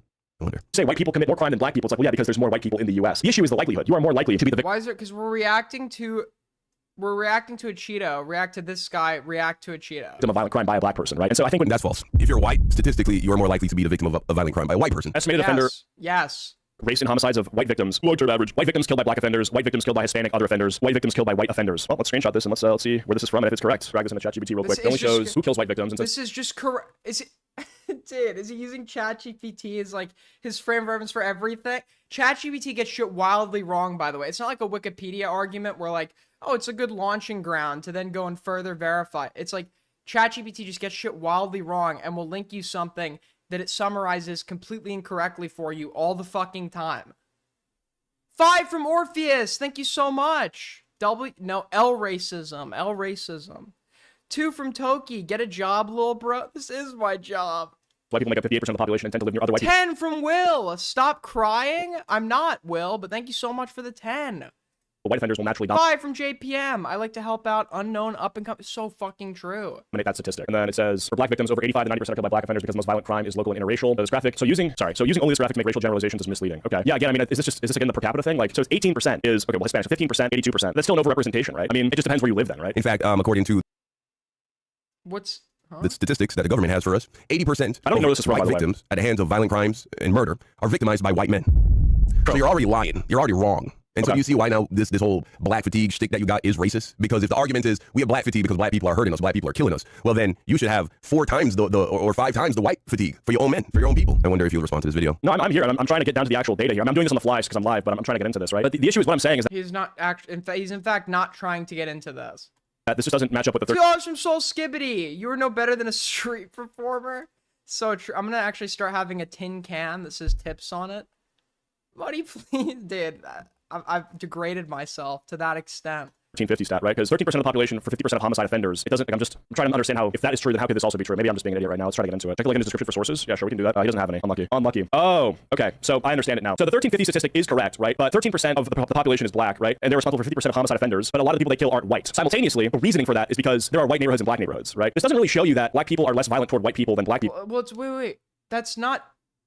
No. Does he think the reason for that? Does he think the reason for that is just because of geographic proximity? Like, because just black people are closer to other black people, that's the reason that black people mostly kill other black people? Huh?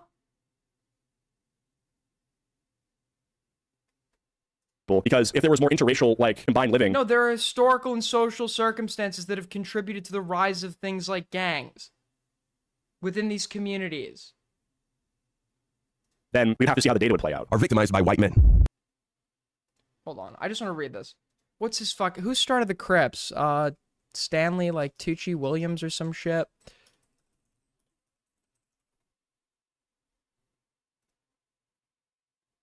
Stanley Williams III.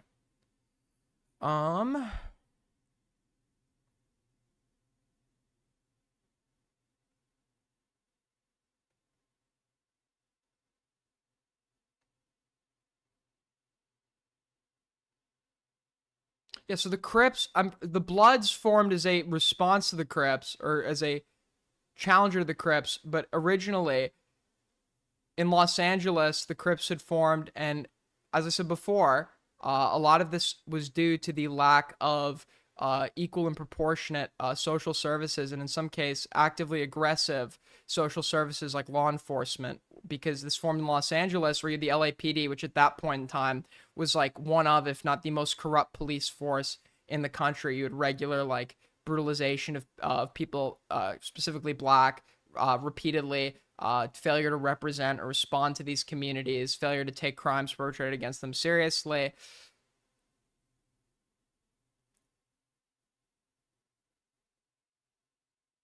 And then you had a bunch of youth gangs form in response. And then hold on.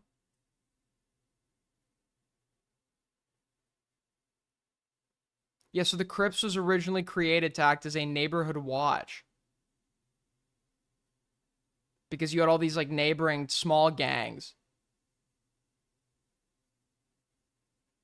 Yeah, so the Crips started off as, like, a means of protection when the police weren't present. So you're already lying. You're already wrong. And so do you... What did I say? How am I wrong? Black people. Schools and killing children? Let me see. I wonder. Say white people commit more crime than black people. It's like, well, yeah, because there's more white people in the U.S. The issue is the likelihood. You are more likely to be the victim of violent crime by a black person, right? And so I think when... That's false. If you're white, statistically... Yeah, he's right. He's right. That is just false. Is Acheeto going to admit to that? Is Acheeto going to admit to that? Are more likely to be the victim of a violent crime by a white person. Yeah, that's correct. But if, you know what's so ironic? I said you, like the viewer, right? And he's the viewer and he's black. So it actually is true. Because if black people are more likely to kill black people than they are white okay, so he's just going to play ignorance and semantics. Like, we know exactly who you were talking to, Eric. people, then what I said is actually true. I didn't give a race. Statistically, you're more likely... yeah, I said... Technically... I didn't say a white person. To be the victim of a violent... And that was only homicides, right? Violent crime is a different thing. Crime by a white person. In fact, according to the... Okay, Acheeto, but black people only represent 13% of the American population. If we assume most of your viewers are Americans, right? And we assume that your chat and content is exactly proportional with American racial statistics, then the majority of chatters you would be talking to, this statement wouldn't be true. So surely, like, if you wanted to be correct, you would amend it. And I doubt that 13% of your audience is black, by the way, just to be clear. It's probably less than that. But if you say, I was talking actually technically about you, the viewer, well, for the vast majority of your viewers, your statement is just blatantly false. And you would know that the reason you said that statement is because you genuinely believed it to be true. You genuinely believe that by virtue of being a member of the general populace, you would be more likely to be victimized by a black person because you saw the 1350 thing and are so fucking stupid and incompetent you can't read and interpret statistics because you're way out of your league. That the government has for us, 80%. That's murder, not just general violence. That pie chart is completely irrelevant anyways. Of white victims at the hands of violent crimes and murder are victimized by white men. Okay. So you're already lying. You're already wrong. And so do you see why now this whole... No, I don't think I did, though. ...shtick that you got is racist? Because you were wrong. You're going to use the fact, well, I didn't technically specify what right. It's like, okay, even though you didn't specify, even if you made that, that's just a wrong generalization because you know the majority, for the vast majority of your viewers, this is just an incorrect statement. It's like if I went and said, I don't know.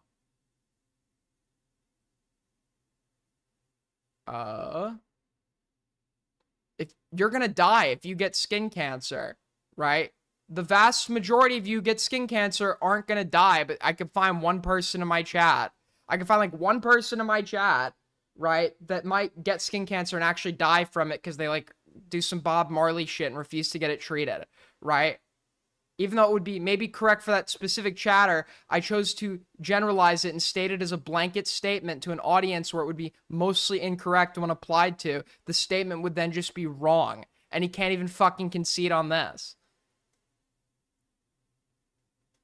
That's not how I said it. We have black fatigue because black people are hurting us, black people are killing us. Well, then you should have 4 times or 5 times the white fatigue for your own men, for your own people. I wonder if you'll respond to this video. People talk about black fatigue. The reason they have an issue is that because they are a minority and they do a lot of this, it shows that there's a very clear imbalance and a pattern of behavior that is, worth criticizing, obviously. Great teacher got it. But anyway, not to take away from this is terrible. I mean, these fucking idiots just said they were playing shit at their school. I mean, it's just disgusting and evil. Complete failure from the parents, the community, and from obviously the kids themselves. So, anyway. The only way we're going to make America a better country for all of us to live in is if we address the root causes of these problems. America doesn't have a race problem. It has a problem race. So, I skipped ahead there. But the only way we're going to make America better is if we get to the root cause of the problems. Well, what are the problems? I would say violence is a problem. I would say child abuse is a problem. Child exploitation is a problem. Now, the root cause of these problems would not be the actual race, right? Because I don't think being born a certain race inherently makes you more likely to, be a child sex predator, right? I don't think that's how that works. If anything, the only thing that it's funny you bring that up. Did you know that the grand majority, over 70% of the people convicted of crimes we did get into in this. relation to the production, distribution, and consumption of child pornography, for instance, are white men? How do you feel about that? Less than 6%. Well, if we continue the video on, I'm sure that I did bring this up, right? Of those criminals are black, so very underrepresented. What does that say about your people? What does that say about your culture? I wonder. Is white fatigue justified yet? You're talking about per capita. You're talking about representation. Well, now you've seen that white men are overrepresented when it comes to killing children in schools. Well, we could talk about how big of an issue homicide is in relation to school shooting, right, and murder, which we talked about earlier. We could also talk about, CP versus how big of an issue homicide is in relation to. Dude, this guy doesn't know what the fuck. Homicide and frame of comparison is school shootings that have caused 4 or more deaths. So every school shooting is going to be a homicide. You're comparing something to a category that it is a part of, not amongst other components of the category, but a category as a whole. Because you're a fucking idiot. Actual rape and which one is worse and which one is done by different groups and stuff like that. But I'd rather just get into it. I don't want to overpause. I actually want to hear his arguments. Right, and the production, distribution, and consumption of child pornography. Is white exhaustion, has it been justified yet? I'm still waiting to hear black fatigue be justified. The racist black fatigue, that is. It makes you more inherently likely to do that as becoming a Minecraft YouTuber. But getting into what he's actually saying here, if he's saying that it's an intrinsic thing and getting to the bottom of it means highlighting a certain race, then by his own logic, the problem would be literally black people. So let's start. No. That's your logic, which is why you use the term black fatigue. No, this guy's logic was that, his logic was that there's a problem race, okay? And I said, if the race itself is the problem and not the, culture or whatever it is that causes the behavior, then if it's an intrinsic thing, that's because... No, but you're literally, by using the term black fatigue, that is what you're saying. That is what he is addressing. That's what you're doing, you fucking idiot. You're born this race, you are more likely per capita to do these certain things, then that would make black people the problem race, which is a silly argument, right? And it's an argument that works against him. You say black fatigue, you say, yes! That's the you title the video Black Fatigue. Literally broad brushing, generalizing all black people. You're saying that we're tired of black people. That's literally what black fatigue would imply with the way that you're using it. See, if you wanted to be more precise in your language, you would say something like gang violence fatigue. But yes. The thing, it wouldn't make sense for you to say that. Why? Because white people are, for the most part, completely unaffected by black gang violence. Well, that's true. So what exactly? So why the fuck would I say that then? Like, what kind of sense is? Why would I say if? So you're only talking to white people that what? No, you would say that because it's like he just has Alzheimer's and forgot the last thing he said. He just said it's like a culture problem. To say that we have a problem race is to say that the crime is linked to the race itself. And it's like, well, you titled the video Black Fatigue and your explanation is crime and the specific qualifier used for your grouping is black. So that's why you would say that, because it lies in direct contradiction with what you just fucking said and what you just watched. Okay, so he says if I want to be more specific, I would say I'm tired of black gang violence fatigue. But then he says white people aren't affected by it. So why the fuck would I say it then? It's exhausting you if the problem at hand, which I acknowledge, right? If you wanted to be more specific, you would say this thing that you would actually never say. There is a problem of Wait, black. no, you just... Let me get this right. You are criticizing somebody for, in their defense of your video titled Black Fatigue, addressing the problem in regards to its relation to the race. Because according to you, despite that contradicting with later statements in the video, it's not about the race, it's about culture, violence, etc. And it's like, okay, if your criticism is making the crime about the race, why the fuck is your video called Black Fatigue? He just totally brushes over that point. Why not make the... if it's not about the race, why not make the descriptor or the arbitrary grouping about something specific? The specific thing you're fatigued about. Crime fatigue. Okay? Most of your videos talking about crime. Why would you not title the video then Crime Fatigue? You chose Black Fatigue because you were making it about the race. Gang violence, where the victims are black. I agree. If that's the case, what exactly is so fatiguing for you? If violence is the issue, and over 80% of white murder victims... Well, again, and this is also not even the truth. Like, the whole video is not just about violence, right? And, maybe we could talk about this more. And part of the other video, the thing that I did way before any of this started... It's about, the rest of it is just, cherry picking of, black people behaving poorly in public, which is not statistically support. You don't have statistics on that. You just cherry picked videos. Which was reacting to, I think it was Ibs made a video about like black fatigue, and it was talking about some of these videos, and he was talking about, you know, different behaviors that are captured on social media. It's not just about violence, right? Like we can talk about the violence and stuff. And I'm not here to just like move the goalposts or change topics, but we can This Ibs guy's a fucking idiot, bro.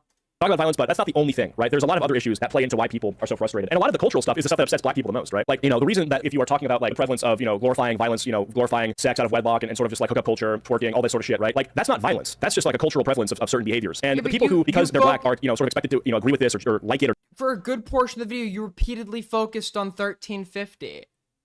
That's what's being addressed. justify it. Those are the people who are going to get pissed off the most by it, because that's not who they are. Yet because of the prevalence of it in their culture, they are sort of thrown into the fold of people expected to greenlight this stuff. Victims are victimized by white men. Why are you not talking about white fatigue? It seems like that is a much more pressing issue for your community, no? On September 10th. And we all know by now, Charlie Kirk got put on a t-shirt by Tyler Robinson. Wait, hold on a second. Just the past 3 weeks, we have had 7 mass shootings. Okay, so we said we had 7 mass shootings. Let's start on September 10th. And we're starting with a thing that isn't even a mass shooting. So we've had all these mass shootings recently. My favorite mass shooting was the Charlie Kirk one. This was not a mass shooting, it was an assassin. This was just like a disingenuous fucking nitpick point. Like, you know exactly what he was doing, right? He talks about mass shootings and he brings up an example of prominent violence that isn't technically under the qualifier of a mass shooting, but it's not like he's using that. He's showing an image of, like, he's not showing images to support the 7 mass shootings part. He's then just showing an image of a prominent example of gun violence. Nation. Like, one person got shot in the neck. That's not a mass shooting. This is not good. This is not a great start, okay? I think in order for it to be mass, it has to be more than one. Oh, no, by now, Charlie Kirk got put on a t-shirt by Tyler Robinson. That same day, so I'm just right. So he's not even gonna be like, yeah, he's right. He just has to kind of sit there awkwardly and be like, yeah, okay. 16-year-old Desmond Holly shot up a Colorado school. It's just like a stupid nitpick point. It's not even worth addressing because it has nothing to do with your argument. Sure, and we'll see. You're just looking for something to get an easy dunk on, when if you were analyzing it in good faith, you'd understand what he was doing, right? He said there were 7 mass shootings, and then he chose another example of another prominent gun crime. He's making a point about, like, the occurrence of prominent shootings, right? Even though he added the mass shooting qualifier at the beginning, he does do an example that doesn't fall under the qualifier that he gave at the beginning. But what does that prove? That the additional example he gave, he's actually not actually talking about mass shootings. He's talking about prominent gun crimes in general, or like mass publicity gun crimes in general. He didn't use the correct descriptor. Yeah, the silence speaks volumes. We'll see if at any point he actually says I agree or something like that. But that same day, 16-year-old Desmond Holly shot up a Colorado school, killing 2 people and injuring one. I'm not expecting him. September 17th, Matthew Ruth, he killed 3 police officers and injured 2 in Pennsylvania. Is this still considered a mass shooting though? Like, let's see. That's so funny. He just said for something to be considered a mass shooting, it has to be more than one victim, right? Yeah, I did. Sure. And I asked if it was because police were involved, so legally it might be different. Then I went and looked it up, and I said, oh wait, it is. I didn't. Enough. I asked, what? What was that excuse? Up a Colorado school, killing 2 people and injuring one. I'm not expecting him. September 17th, Matthew Ruth, he killed 3 police officers and injured 2 in Pennsylvania. Is this still considered a mass shooting though? Like, let's see. That's so funny. He just said for something to be considered a mass shooting, it has to be more than one victim, right? Yeah, I did. Sure. And then I asked if it was because police were involved. Wait, why would that not be a mass shoot? What? So legally it might be different. Then I went and looked it up, and I said, oh wait, it is. I didn't. Wait, does this guy... Mass shooting isn't... You know, mass shooting is like a descriptor. That's not the charge would be multiple counts of homicide, attempted homicide, reckless endanger. He knows, like, when someone shoots up a school, they're not charged with mass shooting, right? Enough. He then hears 2 incidents where multiple people are shot by white individuals. And I asked. And he's like, well, and we would call this a mass shooting, you know? I don't know if that's how I sounded. I think I'm just asking questions to get to the bottom of it. It's like, oh my what? God. It's okay. I did not sound like the soy voice, sir, so I win the argument. The Pennsylvania ambush that killed 3 officers, wounded 2 others. Detective Sergeant Cody Becker, Detective Mark Baker, and Detective Isaiah Emmenheiser were killed when the suspect opened fire as they entered a residence. I mean, I don't know if that's considered a mass shooting. I mean, let me make sure I know what I'm talking about. So how many make sure I know what I'm talking about. people need to make sure that I'm doing my research. Make sure. So he's gonna go ask ChatGPT again. for it to be a mass shooting? And we know this because he's literally said multiple. He just goes and asks ChatGPT. He doesn't Google it and pull up a study, which you can just read the abstract of. Or you don't need a study on this. You could just look up the definition of a mass shooting as, like, socially accepted, and then figure out if this lone situation meets the criteria, which I guess he's now going to do. As I go on to research more than once, so this is a mass shooting. This is why I didn't say this isn't a mass shooting. Shooting definition, because I feel like when you're in a shootout with the police, it's a bit different. An attack, okay, it's literally an attack in which multiple people are shot over a short period of time. So I guess yes, this would technically fall under that definition. I feel like usually when people are MC Chronic wants in. Yeah, you could come in. MC Chronic, what's up, man? It's been a long time. How's it going? Are you muted? Hold on. You're muted on your end. Oh yeah.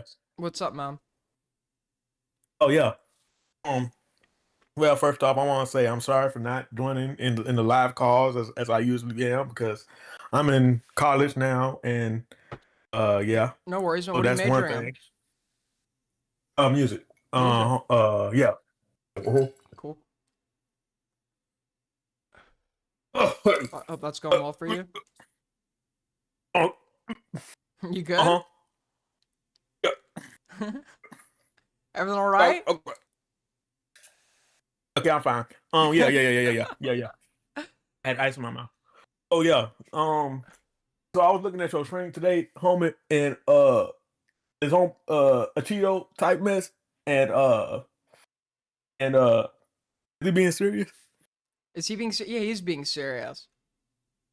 Oh my god. My question. God. I have a question for you, okay? Because I'm not somebody that is qualified to talk about this. A lot of these Acheeto types say there is a problem with the culture. The culture. What do you think about that?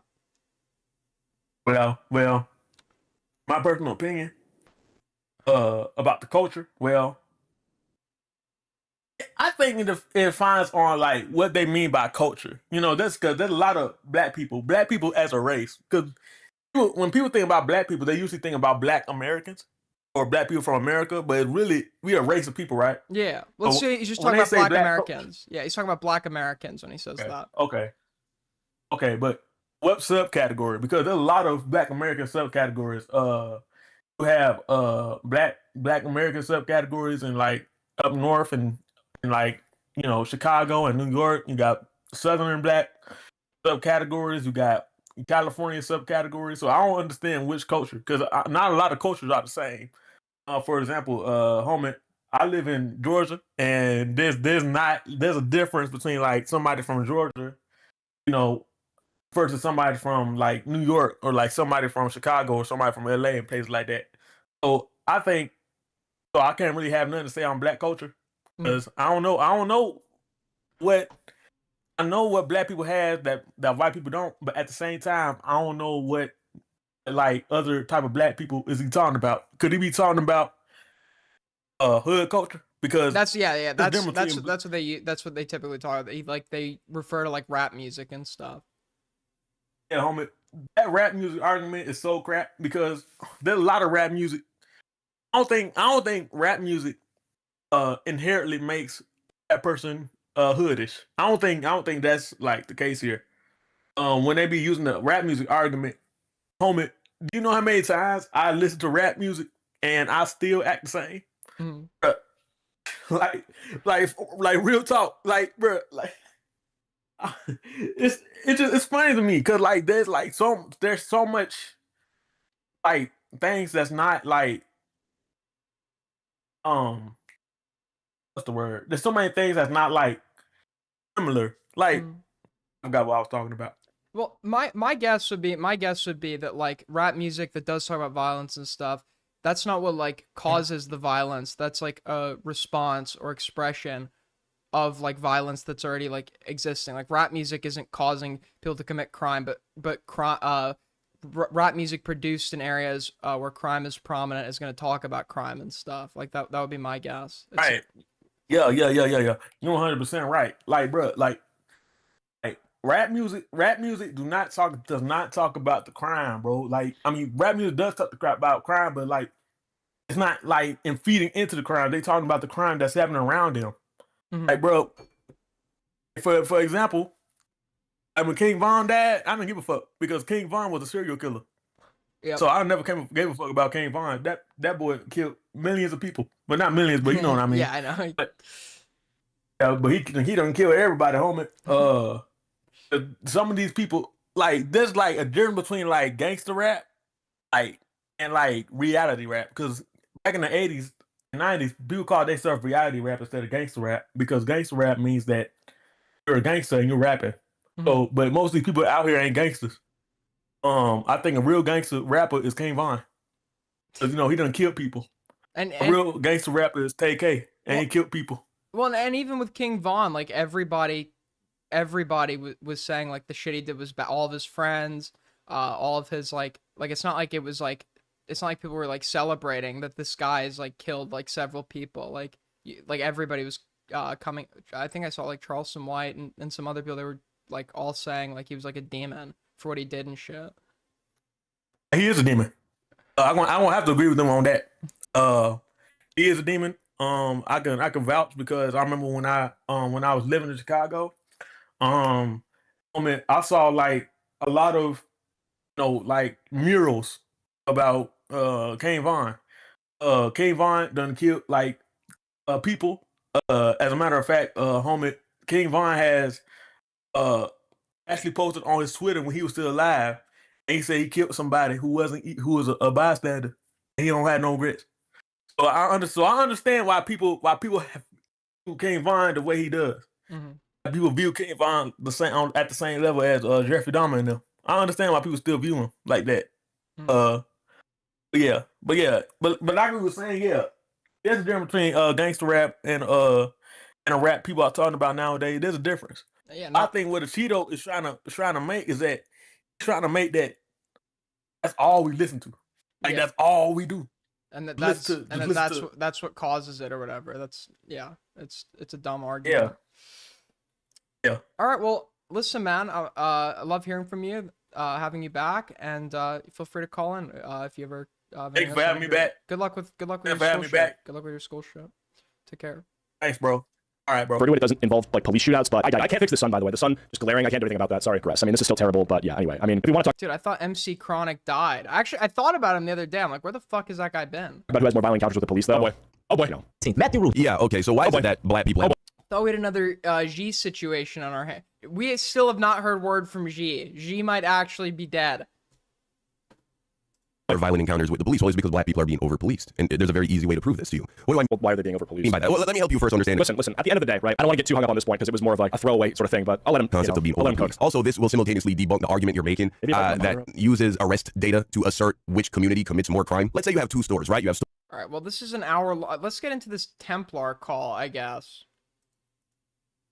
There was a tactical Templar call-in or some shit where Inut debated tactical Templar, I guess, while I was sleeping. And if it was in his VC, I couldn't have joined anyway because I'm banned from the tactical Templar VC. Something that Templar has been doing recently is he just like keeps accusing all of his detractors of lying, but he just like won't say the lie. And I think every time you talk to him, you need to bring this up. List an example of the lie. List an example of the fucking lie. Do not let him get away with this shit. But like, dude, this is the level. This is Tectones. All these like copy paste shitters. Your Asmongold, your Tectones. Like, this guy's been cited as like people's like political like inspiration.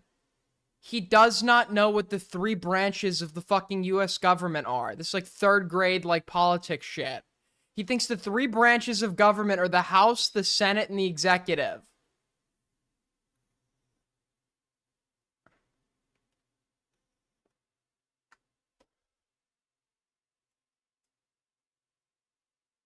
The cowardice, because he just fucking, dude, the guy lies and won't debate because he knows he's going to get destroyed if he actually has to argue about points by their merit. The tactics he uses are, he'll accuse you of lying, being dishonest, being bad faith, and if he can't do that, he'll name somebody unrelated to you and then find some arbitrary way to group you in with them and then attack you as if you are that person.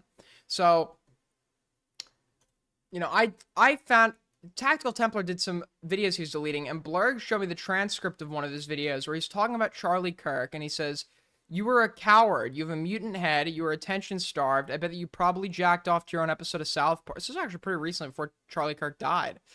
What, so are you saying, you mutant-headed, you pumpkin-headed, watermelon-headed freak, are you actually sitting here and telling us that you're willing to have a debate with Hassan because you think he's good faith? So he's actually criticizing Charlie Kirk for being willing to debate, which is a funny way to leave. But he took down this video, and then I do what they all do. It's like a joke. I obviously wasn't expecting a response to this from the fucking Justice Department, the Department of Homeland Security, and the FBI director. But I said I received shocking evidence of how in a now deleted video, political extremist Templar's voice dehumanizes murdered activist Charlie Kirk. He responds, "These are the people that cheered about Charlie Kirk's death and now make up conspiracy theories about his wife having an affair with the vice president. By the way, FBI, maybe check these people's heart." So he does this. He did it, right? He's grouping me in with these other people he doesn't like that he's seen and then addressing my tweet as if I'm one of those people. He says, "These are the people." So I'm in response to me. So I'm obviously included in this.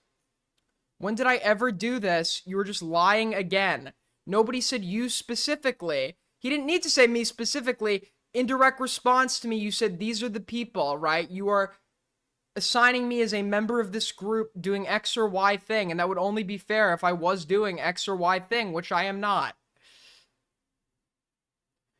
Nobody said you specifically, although I wouldn't be surprised if you did. You freaks really are the most disgusting human beings, but your tribe of leftist, degenerate, you could keep calling people stupid and retarded. It doesn't change the fact that you're unwilling to defend any of your points in like a confrontational setting, Templar. I said, I've caught on to your tactics now, lard ass. When criticized, you'll either associate the person criticizing you with other random groups of people or individuals with no relevant association actually existing, accuse them of lying, and then never cite a single example of a lie. So since you've already done the first part, I will now ask you, name the lie internet adjacent supposedly told about you. So I asked this question. This is how I leave it off. You and your cabal of lying, doxing, and mentally ill freaks are so pathetic that I would have pity on you if you weren't so genuinely awful people. So I've never doxed him, to be clear.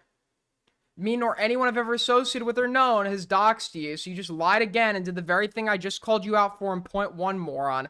I don't fall for obfuscation. Answer the question, what is the lie?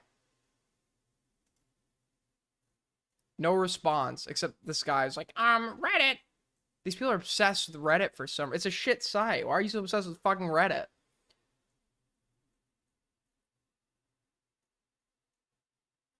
So, keep asking him. I want my answer. Name the lie, Tempe. Name the lie, Tempe. But iNut had a call with Templar. So let's take a look at this. Let's see how one of my top orbiters, my top guy, well, he's going to be my top guy depending on his performance, performed when he faced Tactical Templar in the fucking ring.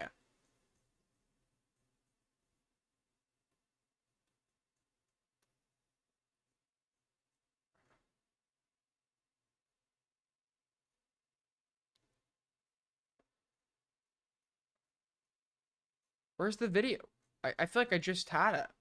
Is it in my DMs with iNut?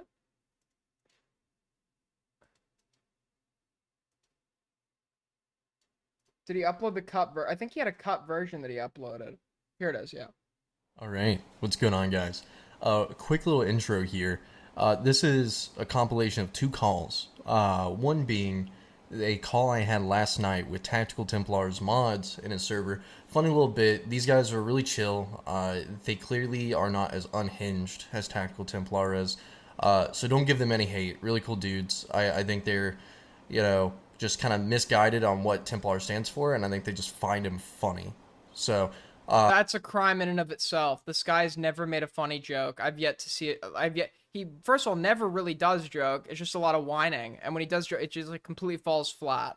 Other than that, don't harass them. I think that's a worse reason to support Tactical Templar than agreeing with his politics. Because he just doesn't make jokes.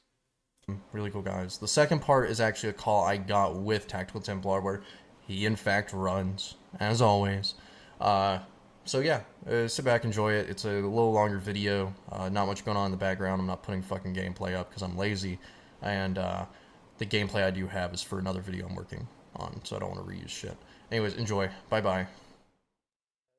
I'm 31 years of age. And he wanted these miners. I don't think I have an appropriate response to that information, Foot Soldier. I'm gonna be honest with you. What? How old I am? Yeah, I don't think I have an appropriate response. Why not? What's Yeah, wrong? you're just old. Like I'm 26, but like you're old. Okay. Thing is, I don't feel old. People say that, but I don't feel old. You don't sound old. I don't. But I don't feel old. I still feel like I'm in like my early. Do you feel like you have like the femboy genetic or what? Okay, off to a great start. No, I'm relatively small and thin. Like I'm like 5'8", 5'9". Like okay. 140. Oh, you could be a femboy. What is happening in Tactical Templar's Discord, man? Timestamps are in this called Templar. Okay. Hello. I don't have a vagina. I don't. Your chat's joined? asking if I'm a woman. Oh, I got removed. Well, they just say that because Oh wait, I'm so dumb. It's on his end. it seems kind of like I do got a little hog bit between my effeminate, legs. but I got a hog between my legs, dude. Yeah. It's dangling. No, I'm not dementia. I've been up for 30 hours. Cut me a fucking break. Okay. They're just going based on how effeminate the phrasing was. But no, how is the phrasing effeminate? You have a well, because it's basically like almost woke scolding. I have a real problem with the way that I don't have a problem with like what you say, dude. I'm fine like with slurs and everything. I think it's a little contradictory to like political beliefs, or not political, sorry, religious beliefs. However, like I don't have a problem with it. I think it's fine. So I'm not gonna sit here. Contradictory to, wait, so you think it's contradictory to use like insults, curse words? Not insults. Well, again, more so just like again, slurs are allowing like mass hatred. So I think that's a little contradictory. Well, but that's why does everybody have to take all of these words and make them into slurs, though? I mean, well, yeah, I'm not gonna say in grammar. Who the fuck is this person, dude? What? Who are we? I should have. This is my fault. I should have told Ina like what to push him on. I hope he does. This is just the beginning. So, dude, like I say some like crazy things when talking with my friends. So I'm not gonna sit here and like say. But here's the thing, like you gotta understand. Ina, did you ask him to name the lie? Did you ask him to name the lie? Look, take me for example. I was born in the 1980s. Okay. Dude, it's so over. Hag alert? Hag watch? Dude, hag watch. I was born in the 1980s, bro. Like, growing up, we said all the time, that's retarded, that's gay. It's because we didn't take words seriously. We didn't take these things absolutely seriously. Retard literally means to hold back or to hinder. And if you're doing something that's holding back or hindering another group of people, that's retarded. Or that's gay means that's stupid. Wow, it's a, first of all, I use that word and I defend its usage, but that's like, that's such a fucking stupid defense. Slurs are not defined by their original meaning. Do you think when somebody calls somebody else a retard, they're saying that they're slowing something down or hindering it? No. Okay, that term was originally meant to refer to people who were intellectually disabled and fell within a specific IQ cohort, right? So when you were using it, you're using it in a way that is synonymous with words that were used in a similar manner historically, which is why I think either all of the words to call someone stupid are okay, or none of them are. Words like idiot, words like moron, words like imbecile, right? Those kinds of words, you know, that's what it's supposed to mean, not to slow down or hinder. And you know this, which is why it's like so weird you would want to revert to the original definition for your argument. Because back in the 80s or 90s, that's not how you were using it either, Grandma. I'm saying more derogatory things. I don't know. Well, just reply what she said real quick, Templar. I mean, again, I have no issue with the word retard or whatever, right? Again, there's a plethora of words that are fine that are deemed not socially acceptable nowadays, which is like, in my opinion, stupid. However, right, again, using words that are like bound within hatred, right? Again, the F slur, like I'm not gonna say just because you're streaming, right? I'm not gonna get your shit sniped. I know you're saying words private. But like stuff like that is really contradictory because those are things that are like, again, within like around hatred, like they're built off of hatred. So I think overall the whole like Christian belief thing is very hypocritical to posture that versus like again within a Christian community. So that's it. Like, and that's not my overall point. I have like one main thing I would like to have a conversation about. But that is one thing that I will. No one here is going to interrupt you. You're going to be able to say what you want and articulate it because I do find it interesting. So go ahead and air all your grievances and then I will respond. Well, I mean, you can address the first thing. I'm not going to list 30 things and expect you to go through all 30 things. I don't have 30 things, right? But I'm not going to expect me to list everything. You're trying to tone police and trying to make an equivocation. Oh no, you are. How? You are absolutely. I literally said that. I said that. Why are we talking about his tone and the words he's using? Why don't we talk about the lie? It's political opinions. I feel uncomfortable by you use the word faggot. Now, I don't like you use the word faggot. I don't know if you use it in a religious. This guy was literally uncomfortable. This guy was uncomfortable that Critical was talking about the possibility of Trump insider trading. He didn't even deny that it was a possibility, or he never said it wasn't happening. He just said that Critical, how dare Critical talk about this when Trump has secured the most historic, best peace deal ever in the Middle East that fell through in fucking 3 days. Like, shut the fuck up. No, I'm just saying contradictory belief. I have an issue with the word. No, it's not When contradictory. did I say I have an issue with the word? When did I say I have an issue with the word? That is pathetic. Why are you that putting is words in my female energy shit. Why are you doing the whole? I'm not. I'm referring. What makes it contradictory? Because again, What makes it contradictory? Okay, I think the typical. She's asking a question. Contradictory? And you're trying to call me effeminate, whatever. Like, if whoever's gonna have the conversation with me, have the conversation with me. I don't need two people like yapping at me, right? You and I are having a conversation right now. Okay, and so with that being said, then I do not want yelling in my ear. Wait, out of curiosity, what is the name of the female user? What is the username of the female user? Because I might have prior experience arguing with this person in Templar's server. Like I think you sound like a nice lady. I'm sorry, but if he wants to have the conversation with me, let me have the conversation with him, please. Thank you. So you came here and you made a statement about you don't think that you think it's hypocritical to use certain words that hurt your feelings. I can say that. And then you wonder why. Again, you're putting words in my mouth. They don't hurt my feelings. I Well, said if they don't hurt your feelings, then what are I you have no doing? issue with those words on a personal level. I'm saying it's contradictory to the faith But you think to that use those and words are support then words that are hypocritical? found in hatred. And when they're used, Just be honest. You to think be a Christian, all right, you think those words are hate base level. What is to be a Christian? Just say, What you is think base those words are hate speech. Say it. Yeah, You think those words are calling hate a gay speech. person the word faggot is hate speech because that word is rooted in You hatred think towards it's gay hate people. Yes. So because you are using So now answer my question. What is it to be a Christian? Templar, what is it to Shut be a the fuck up, Christian? What or is I'm it to be a going to mute Christian? you.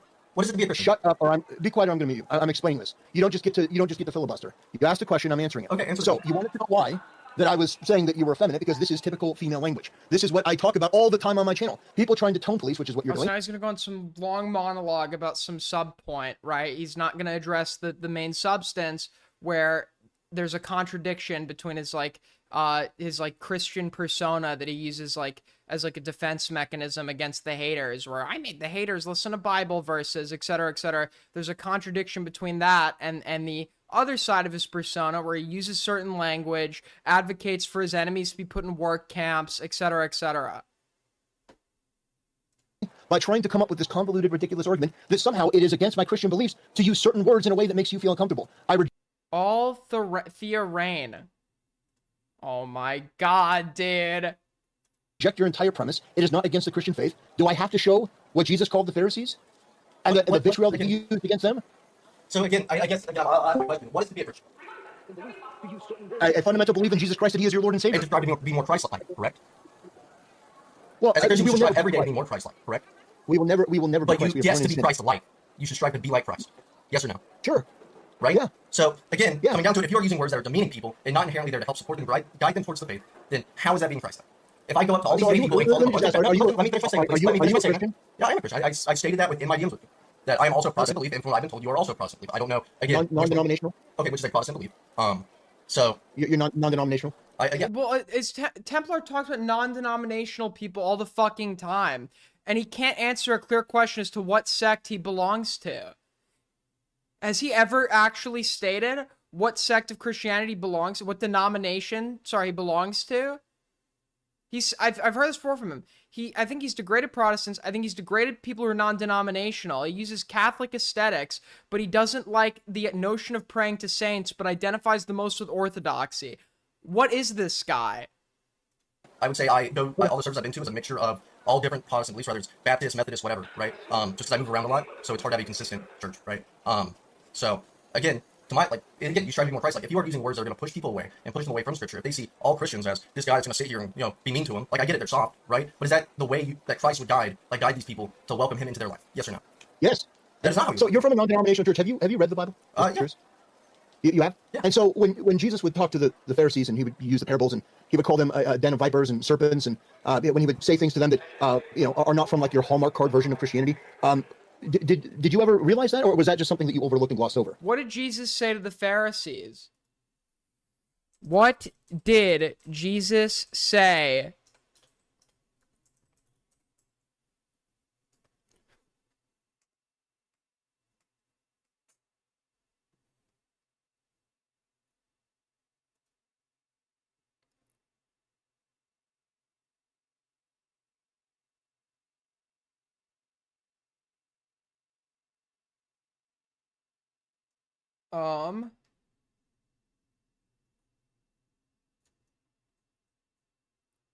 None of you should be called a teacher. You have only one teacher, and all of you are like brothers and sisters. Don't call anyone on earth your father. All of you have the same Father in heaven. None of you should be called the leader. The Messiah is your only leader. Whoever is the greatest should be servant of the others. If you put yourself above others, you'll be put down. But if you humble yourself, you'll be honored. You Pharisees and teachers of the law of Moses are in for trouble. You are nothing but show-offs. You lock people out of the kingdom of heaven. You won't go in yourselves, and you keep others from going in. You Pharisees and teachers of the laws of Moses, or the law of Moses, are in for trouble. You are nothing but show-offs. You travel over land and sea to win one follower, and when you have done so, you make that person twice as fit for hell as you are. You are in for trouble. You're supposed to lead others, but you are blind. You teach that it doesn't matter if a person swears by the temple, but you say it does matter if someone swears by the gold in the temple. You blind fools, which is greater, the gold. Okay, so it seems like there's some ad hominem, or it doesn't, it seems like all of his insults are descriptive insults about what he's accusing them of doing. Like, he calls them fools and then explains why they're misguided. He, it's not just like insulting for the sake of degradation. It's insults that are not really intended, that they're insults by chance, but he's using them as descriptors for what these people are like and what they're doing, right? Templar will use like unrelated, non-descriptive insults like the F slur on people who may or may not be gay just for the sake of degradation. And also, correct me if I'm wrong, these people are already destined for hell, right? Because isn't the only unforgivable sin in the Bible blasphemy against the Father? Correct me if I'm wrong. And that's what they're doing by apparently giving people teachings that stray them away from the Father and God. That would be blasphemy against the Father. So the vitriol there is under the assumption that they're already not beyond saving, right? The people that Templar talks to or talks about are not committing that unforgivable sin. So why would he not try to lead them towards the church? Overlooking glossing over. 5 JBM. Christ called the Pharisees a brood of vipers because they were self-righteous. They kept people from God. He never insulted sinners. Got it. Like, again, would he still do that? No. He would guide these people to allow him into their life. There's plenty of other cases within the Bible where there are people that are clearly against him that he was not hateful towards. So you're pulling one side of it. The Pharisees are people who already rejected and get others to reject the salvation of God, right? So it wouldn't be comparable, because if you're a Christian, you would want everyone to achieve salvation. And the people that Templar is talking to or about are not people who are actively teaching others to reject that salvation, who actually are able to talk to Jesus, right? You're just pulling one case when there's plenty of other cases of him going against people that were against him. People that didn't believe, people that were sinners, that he, again, just guided them properly. So, again, it goes hand in hand. Oh. Really? Does he believe because Christ treated the Pharisees with vitriol that you should just be treating people that you believe are incorrect with vitriol without trying to stray them in the right path? So. I think that's interesting. Maybe it's a clash of beliefs, I don't know. But again, fundamentally, yes. So, again, I see it as the modern day human, if you sit and berate them all day about what they believe in, they're not going to listen to you, are they? No, they're not going to take the time to be like, yeah, this Jesus guy, he seems pretty cool, because his followers are telling me I should kill myself. Yeah, I should definitely listen to them. That's not how it works. Kill themselves? There's a lot of times people are telling homosexuals, transgender people they should kill themselves, and just look at Twitter. No, they're telling themselves to kill themselves, and then they're doing it. Well, no one is telling them to do that. To sit here and say there aren't people on the internet telling people to kill themselves is... That's just like total denial of Of course there may be, but what does that have to do with anything? Again, it plays into the game that no one is going to decide to follow the faith if you're sitting there, again, berating them, telling them to kill themselves. This is the fundamental flaw in the non-denominational churches, is that you affirm all of this bullshit in the name of a Jesus Christ that is not actually the biblical Jesus. It is some hallmark fictitious. Ask him what denomination he is, please. Tell me you at least did that. Ask this guy what denomination he is. Have we ever gotten a statement on the record where he's clearly stated what denomination he is? When actually Jesus, if you actually read the Bible and look at Jesus' journey, it's remarkable that he doesn't live this hallmark life. By the way, when Jesus returns, it's not through this like pacifist, like, oh man, but wouldn't it be nice if we use language? Jesus is coming back in a red robe. Do you know why his robe is red? But yeah, he's possible to be a warlord when he returns, right? Yeah. The reason that his sash is red is because it's red from the blood of his enemies. So this idea that Jesus is this, he's this guy who like is like a hallmark card. He's like a hippie. It's just fundamentally wrong. Well, Jesus walked this world. That did walk. Wait, so okay, I gotta be honest. I haven't read the Bible. But does the Bible teach you to fight people who have not accepted Christ's salvation, to fight them and push them away and treat them as enemies and not try to convert them? And is the notion of proselytizing against biblical, like, is that just something Christians made up? Is it not like an expectation to attempt to educate people of the teachings of Christ and get them to accept his salvation? This world. That's why, again, the Jews prosecuted him, because he was not that warlord Jesus that, again, their scripture had said he would be. That's why they prosecuted him. There's no way this is the Son of God, because this is not what our scripture said he was going to be. Our scripture said he was going to be this warlord that comes in, So, again, there's reasoning behind it. Jesus was not. If I was listening to Tactical Templar, that's what I would believe. Not the man they thought he would be. So again, that's why he was prosecuted. That's not entirely. Well, isn't the commandment "Thou shalt not murder," not "Thou shalt not kill," and then murder implies unjust kill? Like, I'm pretty sure the Bible has justified killing people for certain offenses, right? Why they killed him. They killed him because he claimed to be the Son of God, and Which they again, thought he did that was not fit the blasphemy. description of what their scripture said the Son of God would be. Oh, he did, which is why there was infighting. Yeah, I believe CV on her interpretation of the Bible because she's spent way more time than anyone else to read it. Yeah, dude, she got the first copy fresh off the fucking press. No, actually, they didn't have presses back. They didn't have the printing press back then. If you actually watch, there was infighting amongst the Pharisees. Yeah, there was infighting amongst the Pharisees about whether he was or wasn't. Yeah, there wasn't there's uniform. infighting right now in Christianity of the second coming of Christ. Right? So he did fit the definition of their Messiah, but he also had these other people. They were of the world. They didn't want that. That was where the separation lay. But that's a theological argument. What you initially came in here with was, do I think it's hateful? No, I reject. Hate speech doesn't exist. It's not real. Anyone who says that it does, I look at them suspect because that's asinine. That's ridiculous. If somebody hears the word faggot or they hear something and they construe it as hate, no. When I was growing up, you used the word faggot for somebody who was acting faggot. You didn't actually call somebody gay a faggot. Well, but again, I'm not saying if you use the word in a sense of that you're not. Well, I don't give a shit what other people do. I don't care what other people do. That's not my responsibility. Is it hypocritical as a Christian to use certain words? No, I don't believe it is. I think that's tone policing. I think that's moral fagging, and I think that is ultimately why non-denominational churches lose so many people, because there is no core, You were literally non-denominational. concrete principle belief. They just make it the fuck up. I don't care what other people do. That's not my responsibility. Is it hypocritical as a Christian to use certain words? No, I don't believe it is. I think that's tone policing. Holy we got a reverberation. Yeah. Lose so many people because I muted that person. Renal, you had Templar's stream going on in the background. I've muted you because we could hear it over your mic, man. Sorry. You didn't serve him. Actually. Hey, Templar, can I add something? Working on it. Sorry, Who is I'm serving this? you, dude. Sure. Isn't it it is more Christian to hate the sin than it is to hate the person? No. Yeah, but the person is choosing to commit the sin. All right. Okay. Yeah. Yeah, I don't think we will come to an agreement on just like again those belief in that regard. For a sec, I thought this was Cal doing his like shitty Russian accent. Now I can't tell.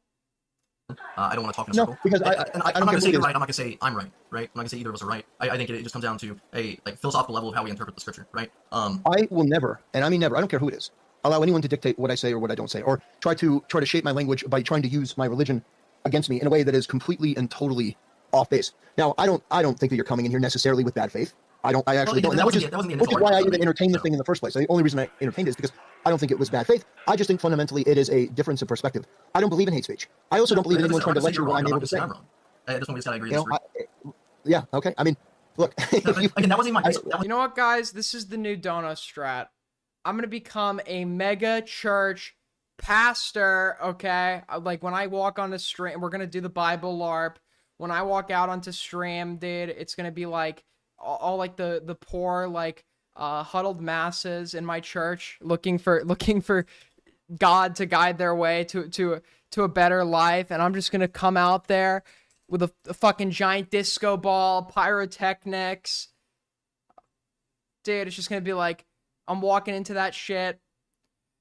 Listen, you too can have the Lord's salvation if you give me $5. Oh, it didn't go where I wanted it to. It seemed like the big thing I was wanting to address when I came in here, but that kind of came up. So that's why I address it. Okay. Because again, there was people in your server I saw that. Do you remember that Joel Osteen guy? Where the fuck isn't he like locked? Like there was like a huge hurricane. I think it was Irma or some shit. I don't remember.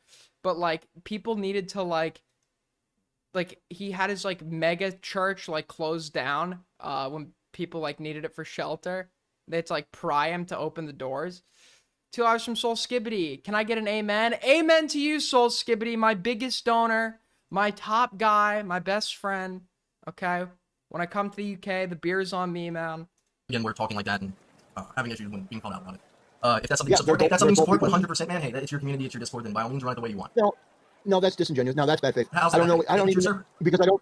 You brought up something that somebody said in my server that. Yeah, I don't like these Joel Osteen types. Okay, I'm more a fan of Kevin Copeland, who literally talks like he's possessed by Satan himself. You saw the interview where he's like being interviewed. Why did you? It was like I watched. This is unironically what like convinced me of like, okay, maybe there is demonic possession in the world, and it's crazy too because there's like hundreds of thousands of fucking people that like follow this guy, dude. But it was like she like walks up to him. Dude. Like getting into a tube with a bunch of demons. Why do you think that? No, listen to me just a second. Not the people. because he's talking about why he doesn't fly commercial or whatever the fuck, why he needs to fly on his private jet. The main reason is because of the need. If I flew commercial, dude, where is I'm looking for the partial part of the hold on. It was like there was like a partial clip from it where this guy is literally just like completely possessed. Because he's talking about why does Jamie pull it up? Hold on, dude. I'm Jamie, by the way. I need my own Jamie.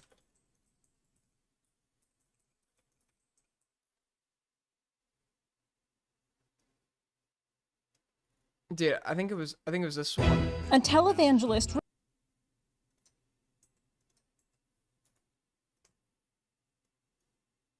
Is it here? Looked into how televangelists travel. One of them was Kenneth Copeland, who founded Texas. You're gonna show the clip? Why you don't want to fly commercial? Inside Edition's chief investigative correspondent Lisa Guerrero caught up with Copeland in Branson, Missouri, and asked him about his lavish private transportation. if I flew commercial, I'd have to stop 65% of what I do. That's really the thing. Despite Copeland getting heated at some points during the interview, he recently said during a church service that he saw the encounter as an opportunity. And just about to get in the Where the plane. The cost of the jet purchased by the televangelist. Oh my, they don't show that. Nothing. The exact clip I want that I always see, it's just like not there when I need it. They are some of the most. I'm determined now. I'm determined. Okay. It's like not even worth it, but I started and I'm going to finish what I started. Yeah, it's this one. It's deadly. We caught up with Reverend Copeland in Branson, Missouri. You said that you don't like the fly commercial because you don't want to get into a tube with a bunch of demons. Do you really believe that human beings are demons? No, I do not. And don't you ever say I did. If I flew commercial, Dude, wait, hold on. Do you see his like fucking eyes? It's like just demonic. flew commercial, I'd have to I did. Human beings are demons. No, I do not. And don't you ever say I did. If I flew commercial, This guy's like serious, like mentally ill. I'd have to stop 65% of what I'm doing. How much money did you pay for Tyler Perry's Gulfstream jet, for example? Well, for example, that's really none of your business, but Isn't it the business of your donors? listen, he made that airplane so cheap for me, I couldn't help but buy it. How do thousands of people follow this guy? That I may not have any knowledge of. You said, well, if you support that. So they were just literally just spamming They were taken care of. a word? They were taken care of, so I'm not going to say it wasn't. Well, then if they were taking care of, what is the issue? Because that's what we're here to do, is to help him out. Yeah, again, it took. Dude, and then this other televangelist was asked to give a deposition in a case that was, he later got arrested, by the way, in a case that was unreal, and they were questioning him about his tax filings, because you could, you know, if you're a religious organization, you don't have to pay tax, etc. And then if you justify purchases on behalf of your ministry, I'm pretty sure they're non, or they are like deductible. You don't get, you don't have to pay tax on them. So he was like writing off like his like multi-million-dollar mansion as like a part of the church, multiple Louis Vuitton suits, and he's like trying to dress like, when I'm flying around to give people the word of God, I sweat through my suits very frequently. And it's like, well, did you need to buy Louis Vuitton suits every time? And he's like, well, you know, I like my appearance to match my messaging or some shit. It's like crazy. Me bringing it up to your moderators that there's people in here again talking like that. But if you support it, then that's my fault for overstepping, right? Because again, you have no supporting what? Again, people just saying the word faggot. People again just talking like calling people faggots, like being hateful about it. Like again, if I come in here and just you must be extremely new to my extremely new to my stream. I've seen a couple tapes online that I fundamentally disagree with. Have you been to a stream? I'm watching the one now. So no. Have you been to other streams? Like Even this other stream. streams, no. How many times? Like your Kevin Copeland types, personality-wise, are just like Charles Manson. They just found like a legal way of obtaining what they want, obtaining the following, obtaining the money, etc., etc. Have I used the sort of language that you think is like really over the line? Like this stream alone, how many times have I just stopped and gone, you know, these gays, well, these guys are a bunch of, and they just drop like an F-slur. Again, I don't watch your stream like that, dude. That's why I wanted to have a conversation. That's why I said we could do it offline, online. I don't care. I support people making the choice as adults to use whatever language they want. I don't agree in hate speech. I think that it's completely ridiculous. Okay. I allow adults to make their own decision. I don't think it has anything to do with Christianity, whether or not you use a certain word or not. And when these ministries are so centered around the pastor, at what point do they just become like straight idol worship? Because obviously idol worship wouldn't be the right word, would it? But like at what point are you like viewing this like pastor as like a Messiah-like figure, right? A false prophet. Like when it's centered around the personality rather than the messaging. I don't use all those words all the time. I'm not afraid of them. I'm not afraid of any of these words, which is why I will say them. But I don't make it a regular habit. If you had a problem with those people, why didn't you take it up with those people? Well, they did. As I said, your moderators handled it after I pointed it out, but those messages sat for a while. However, again, as you're saying, you're going to let grown people talk about, again, what they want. You're going to say what they want. Yeah, so, idolatry. Like, that's not me being in bad faith. Like, literally, your words are, you're going to let grown people say what they want. So, therefore, you're going to let people in your community, again, say we're faggots, say other, like, crazy things. Like, it is what it is. And that's not being bad faith. Like, I honestly, I don't know why this was the point you chose to debate, bro. There's so many. Ask him about the lie. Ask him what the lie is. Something, man. You're saying you're going to let grown people. Actually, I'm gonna be easy on you. I hate this like backseat conversation. You probably might have expected the convo would go longer than it did, etc., etc. I hate people that do this backseat convo shit. I'm only saying that right now because Kalora Vetla was doing it last night, and it was the most annoying fucking shit on earth. They want. So how's that in bad faith? If I'm addressing what you said and like saying I overstepped by asking your moderators to handle something, when from what you're saying right now, it is acceptable in your community. No, so you went to the mods. I'm talking about for myself. I'm talking about for my stream. They claim every pastor is the vicar of Christ. Well, what point does it just like become like they've gone now from being like a channel for Christ messaging to just false claims of being the Messiah? Like, weren't there have like been several instances in history where like pastors just became, or like people preaching the Bible just ended up claiming to be the Messiah, right? You made it as a connection to Christianity. This big guy in Africa, I think his name was like Joshua something. He was like pretending, he was like hiring actors and pretending like he was performing miracles, making crippled people walk in church. It was like crazy. He had this huge fucking following. Yeah, because I don't believe you made it about me. It's Christ-like. It's Christ-like, boy. Again, that is strive every day to be more Christ-like. Do you not? You will never be Joshua. Be on the level of Christ because we live in sin. However, this level of like tone policing is so fucking pathetic. It's beyond. And he was like, he was like huge in Africa. Like people would come from all over to watch this guy perform miracle. And he was a Christian. I think he started as a Christian pastor. And it's like, okay, this guy's now this is a messianic claim at this point. He's hiring actors and making it so like pretending like he's making it so they could walk. Prophet TB Joshua is on his way to the gate. He sights the man and heads straight for him, not even stopping to ask what he was doing there or why he had come, as if he were looking for someone in need of healing. God can use any medium to heal. In this case, he uses Prophet TB Joshua's shoe as a point of contact. In the name of Jesus, rise up. And the man awkwardly rises to his feet for the first time in 10 years. It's like, oh, well, he's actually doing the miracle on behalf of Jesus. It's like, no, this guy is just, he is like portraying himself as the Messiah at this. Didn't he outright claim? I feel like he outright ended up claiming at some point he was the Messiah. And he does like these like exorcisms in church where they hire like shitty fucking actors. What is? Hold on, where is it?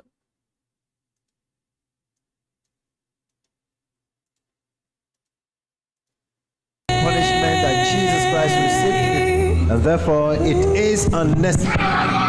So this guy's like possessed by a demon. I personally think he just smoked a bunch of crack. Arrête, viens ici.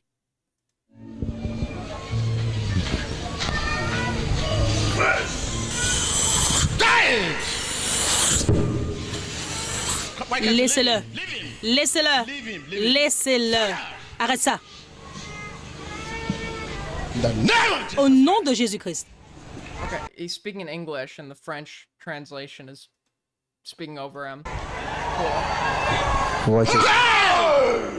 Arrête ça. Au nom de Jésus-Christ. Au nom de Jésus-Christ. Au nom de Jésus-Christ. Wow, dude. Wait, there was this other. Hold on, what's this one? I mean, it's truly miraculous, man. It's truly miraculous what's going on here.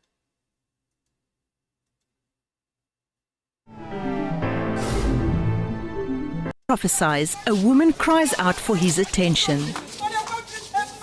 And like this guy, even relative to like American mega pastors, if I don't know if I'm incorrect on this, he was fucking huge. It was like Yeah, he had millions of followers.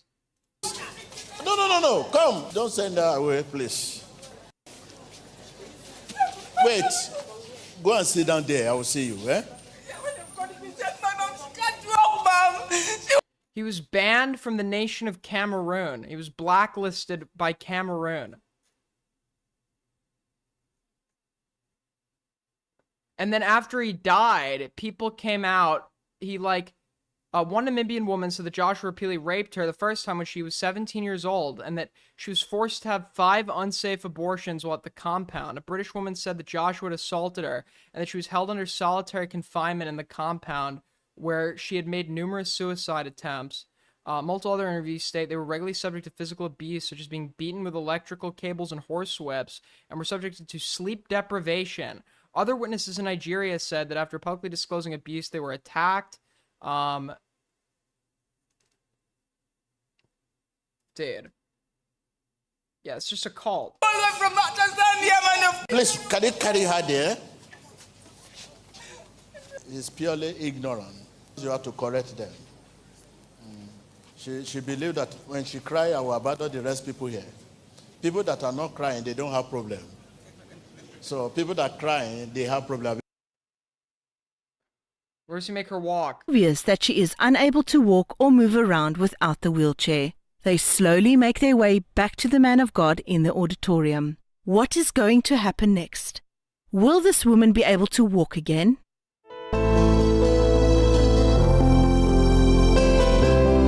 This channel is completely run by his ministry as well, so if the narrator seems biased, it's because they're hired by Prophet TV Joshua.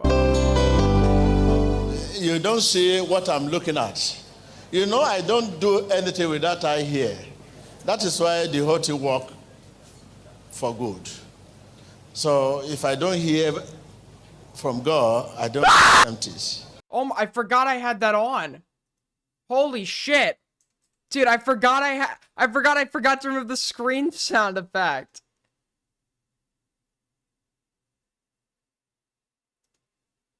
Oh, so now it fucking works. 10 from Cal. Stop building rapport. Shut the fuck up, dude. 5 from JPM. What's really sick is that these false teachers take advantage of people while genuine Christians are suffering and dying for the faith. Under this now, this is emotional. A crying out, not that God asked her to cry out, but... Dude, it was never working on Streamlabs the night I needed it, and now it just works. Great stuff. What will I do now? In the eyes of many, if I don't attend to this woman, that may affect your faith. You may, but the matter is, I'm not hear from God. Shall we wait and hear from God? Yes. If I don't hear from God, there's nothing I can do. The man of God explained that he is not the healer, and as a servant of the healer, Jesus Christ, he cannot do anything. Wait, I want to see her we walk. say 10 things, not from God, but one from God. One from God. Is that who I think? Is that former Prime Minister of former President of Liberia, Ellen Sirleaf Johnson? Ellen Johnson Sirleaf. My apologies, Madam President. Oh my God.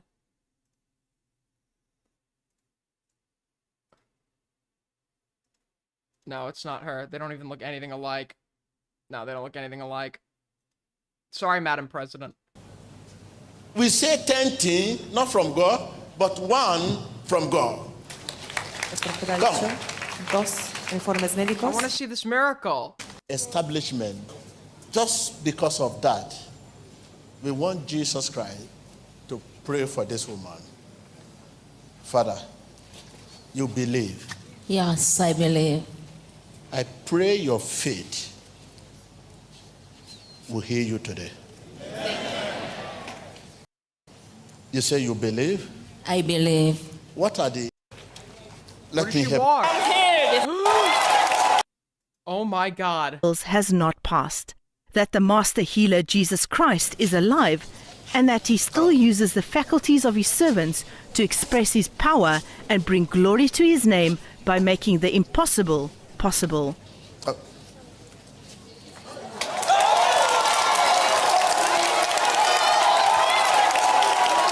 It's unbelievable. Truly. Sorry, that was a bit of a side tangent. It's fundamentally part of your beliefs, then I will sit here and say, okay, that's fine. You're a grown man. You're vindicated your beliefs. You can believe what you want. That's why I said I had questions. I'm not going to say you can't do something. I'm not afraid or offended by people's use of certain words. Okay, But in a chat setting, in a chat setting, sure. I mean, if they want, if the mods make the determination to ban them, I fully support that. That's fine, and which they did. Yeah. So where's the difference? Well, the difference is in like a Discord forum, if they're just spamming something like continuously to disrupt, or if they're using words in a way that is I'm literally exiled to a single chat in this Discord because I committed the egregious crime of disagreement. entirely meant to antagonize somebody, like over and over. I have no problem with the mods doing what they think is best. But for me, and I don't use it all the time, but I'm not going to be lectured to anyone about what I can or cannot say. No. Well, again, because I don't posture like any community that I'm in, right, or a part of, or whatever, that like it's a full It's Christian nothing to do thing. with Christianity. It is not. So niceness is not a Christian virtue. Despite what the non-denominational garbage to your churches try to tell, which, by the way, including LGBTQ and all that other raka garbage, in there is, by the way, heresy, and it is against the teachings of the Bible. So now he's just like lumping in one message with a million.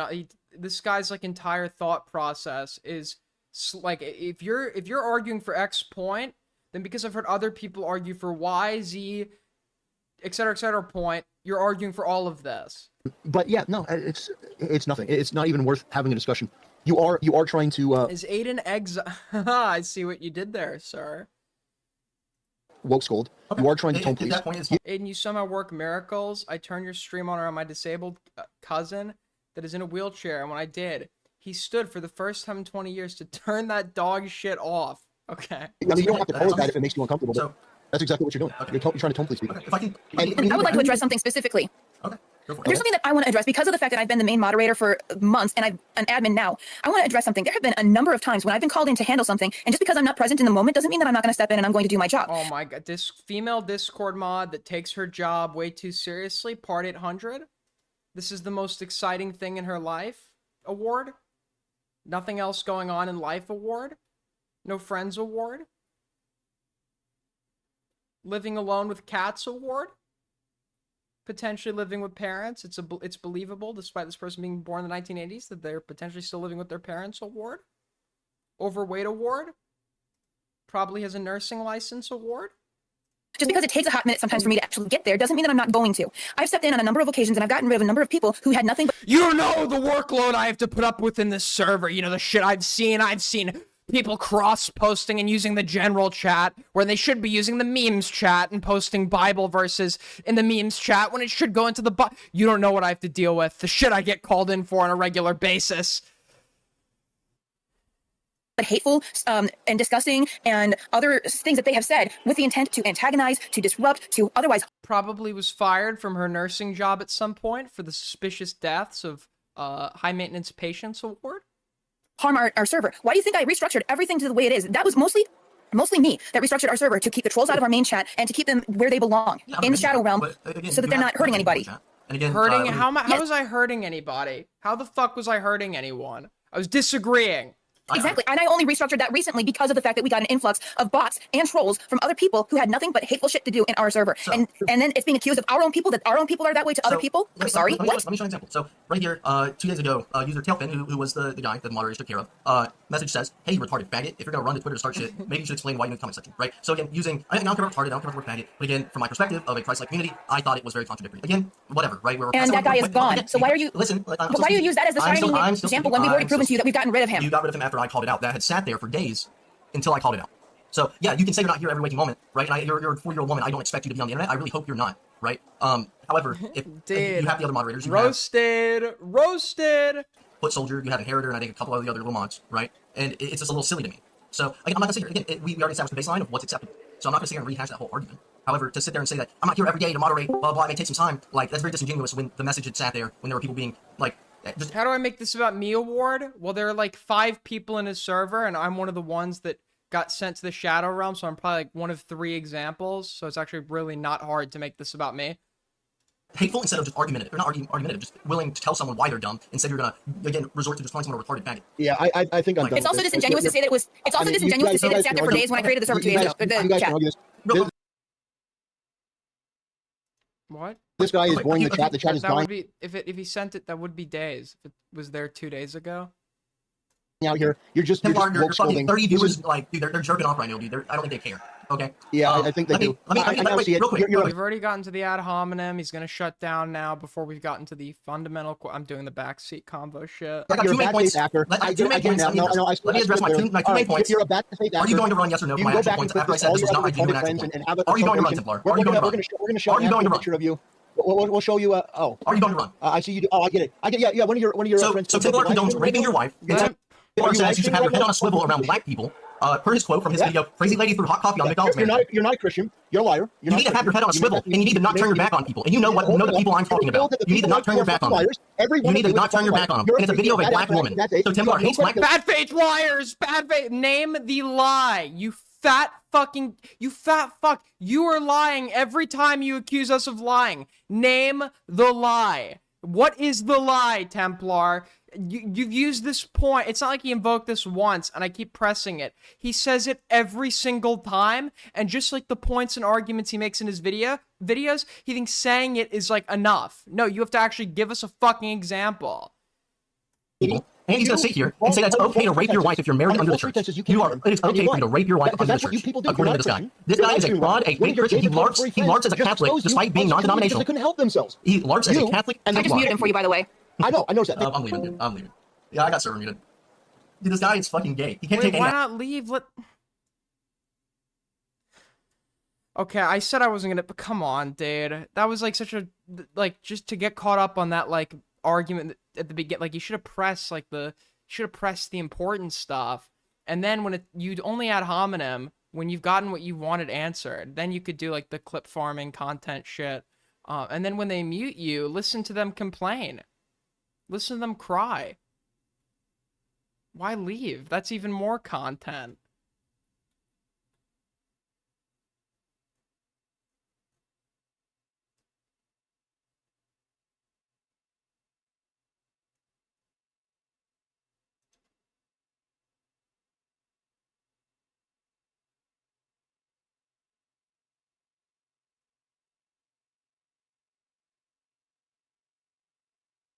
What is going on in Icy right now?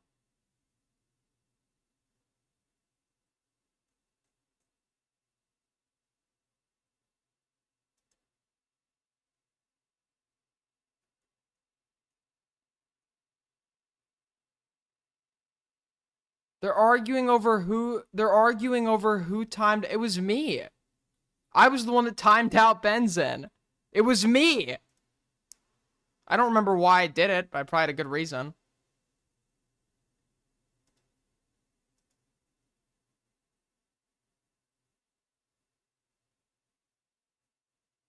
There's probably some, but you know, I did that. You don't need to keep arguing the whodunit because it was me. Anyways, what else is going on? What else is going on?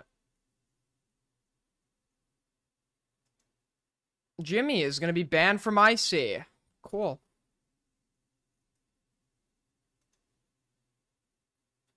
I love to see when my chatters become streamers. I love to see it, but it's very gay when you're trying to make them my replacement, okay? There is a... Make no mistake, people. There is an internal subversive conspiracy occurring where people are trying to replace me. It is the great AIDS replacement, okay? They're attempting to replace me. The next time this stream goes live, it might not even be me on the camera. It's gonna be some, like, tatted out, like, 200-pound pure muscle, like, Hispanic guy with, like, a blue bandana on his head. Okay? The great replacement is happening. Evil forces are in the works, and they are attempting to destroy me. Anyways.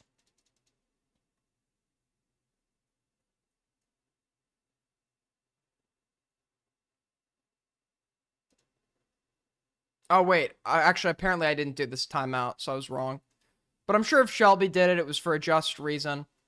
Anyways, I gotta cover this Metatron shit. I guess I'll use the last remainders of energy in my body to cover this Metatron shit, and then I gotta go write a fucking 85-page paper, so... Great night in store for me. Great night in store for me. Wait, I didn't mean as a black? Well, what the fuck? Okay, I didn't mean to join VC. The fuck was that? Anyways, why is that a part of the server soundboard? Hold on, this Metatron shit is in here, dude. Where the I'm so tired, I don't even know what I'm looking for. Any updates on... He said he would follow up, and then he didn't. I'll send him another DM. Alright. Nux is based from Metatron. Who is Metatron, by the way? I don't know anything about this guy. Hey, noble ones, look at who we are checking out today. Nux is. I'll be honest with you, I've seen a lot of clips of his content. If you're a guy, your hair should not be this long. I'm gonna sound like some... not even a boomer, the people that were like, because it used to be a controversy about men wearing their hair long in like the 60s because you would be associated with like the hippies. Okay, I was like, I'm gonna sound like a boomer to the boomers. Okay, if you are a guy whose hair is this long, it's always the same types. It's like the skinny arms, abdominal obesity, long hair. It's like, I'm gonna assume you were just like a loser.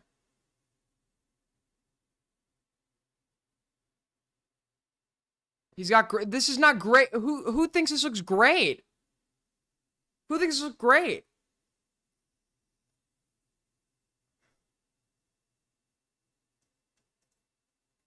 People know bitches telling you that this looks great. And actually, half the people that said that are gay, so the no bitches comment makes sense. I do follow him on X because I think he's based, but I've never watched a video of his. So he just posted this one. Let's check it out. Just now, leftist furious as terrorist teachers get rounded up. Oh, I love it. Oh, I love it. What is this guy's accent? The way he said I love it sounded like Dark Viper AU type Australian-y, and then he also sounded Italian for a second. And where the fuck is this guy from?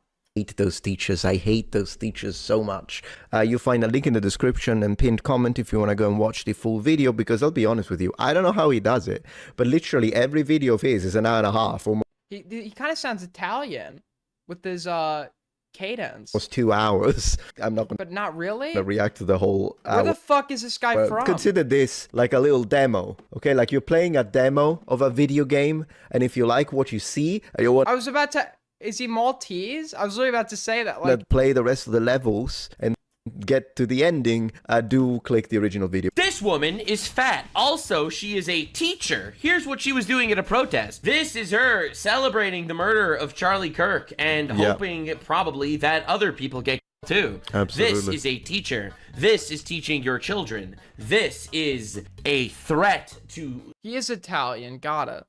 ...society and life itself. This isn't cancel culture getting her fired. He's Sicilian? Maybe I just haven't heard a proper Sicilian accent.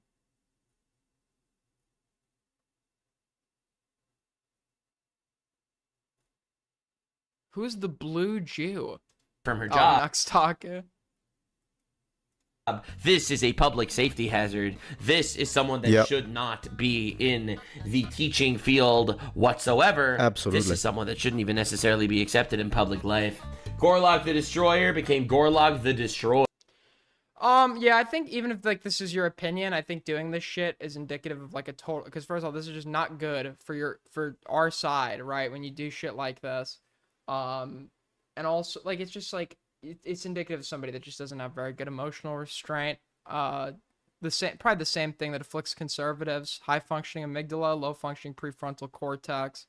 Yeah, I'm fine with like people saying someone like this shouldn't be a teacher, but they would literally be fine with like someone who like fucking stormed the Capitol being a teacher. So I don't know. So if you want an update on the... Yeah, the only thing I would say is don't arrest her because of it, because ugly speech is still protected. I refuse to believe this is what Sicilians sound like. That speech, but the consequences of ugly speech, that is in fact as far as it goes. And I have a dedicated video to this teacher specifically. I'm sure he's going to cover several. But this is something that people misunderstand when it comes to freedom of speech and the First Amendment in the United States. The First Amendment only protects your speech in as far as she won't get arrested for it. That's it. But her losing her job, if her I employer... think it's more than mere arrest, right? Doesn't the First Amendment entail like any sort of like, besides like in civil court for like defamation, right? I'm pretty sure just like the whole principle is like against the notion of, for the most part, the government stepping in and dealing out consequences for mere speech, which is why it's like so controversial and like spitting in the face of that principle to go after people's legal residency over their dislike of a political commentator.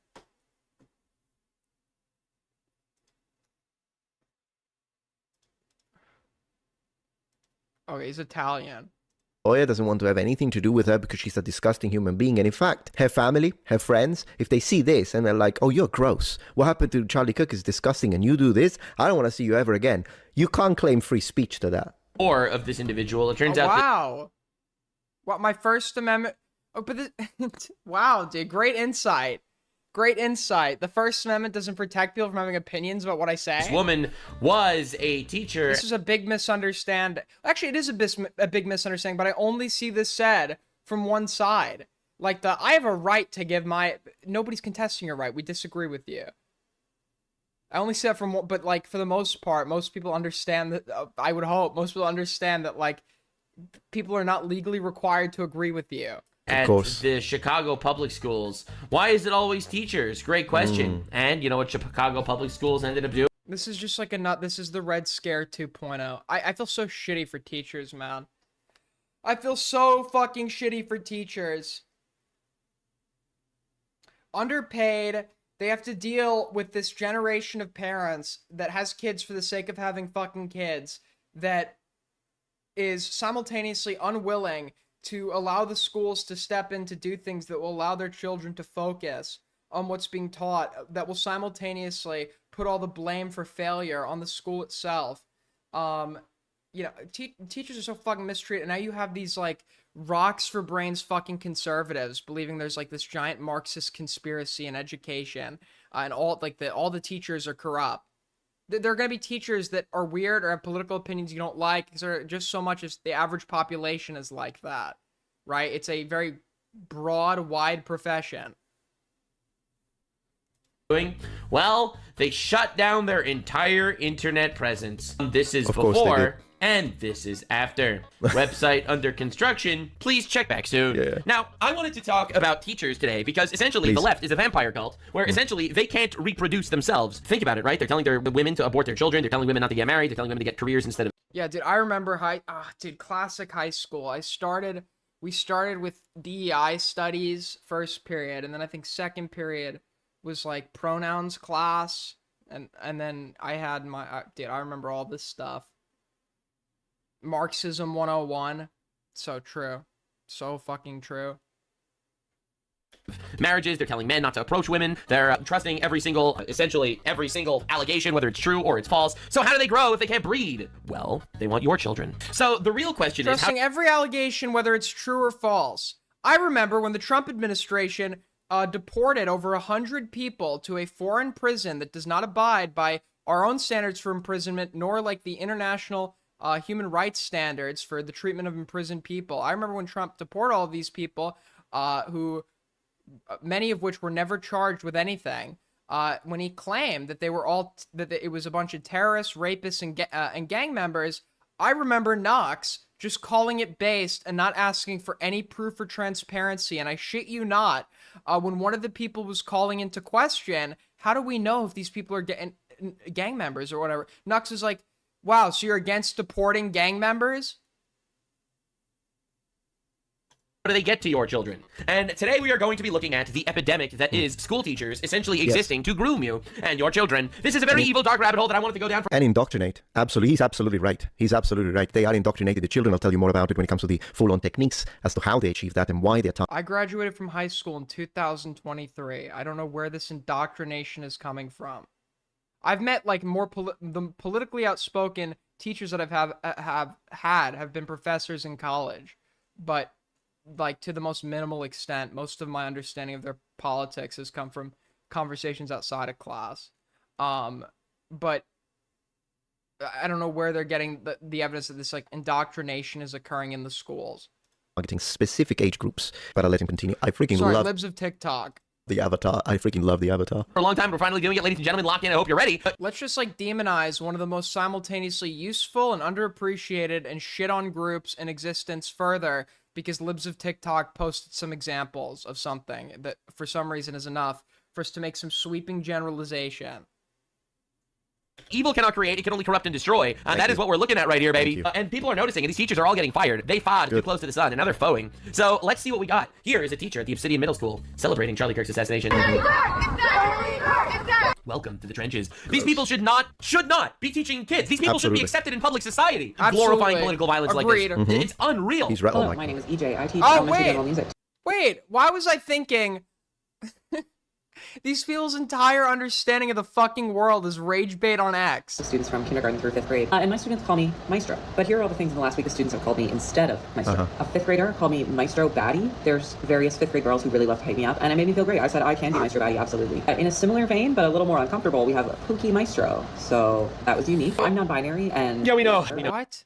Okay, that's like, yeah, that is like bizarre. That is weird as fuck that you're entertaining that. I just have one name, Maestro, as a teacher. But I do get called Miss Maestro. And that's like an individual. I've never met a teacher like this. Mr. Maestro, in the same vein. I don't love it, but I get that. She wants no pronouns. Both Mr. and Mrs. are misgendering because this is a non-binary. I don't even know if this is real. Is this AI? She has no genders. So, despite the fact that she looks like or is it staged? A potato, and I would call you Potato Maestro, but this is crazy. Confused. We have a lot of English language learners at this school. I'm not going to be that mad about Miss and Mr. Maestro. Bro, have been called bro multiple times. AI. I do sometimes address children as bro, so...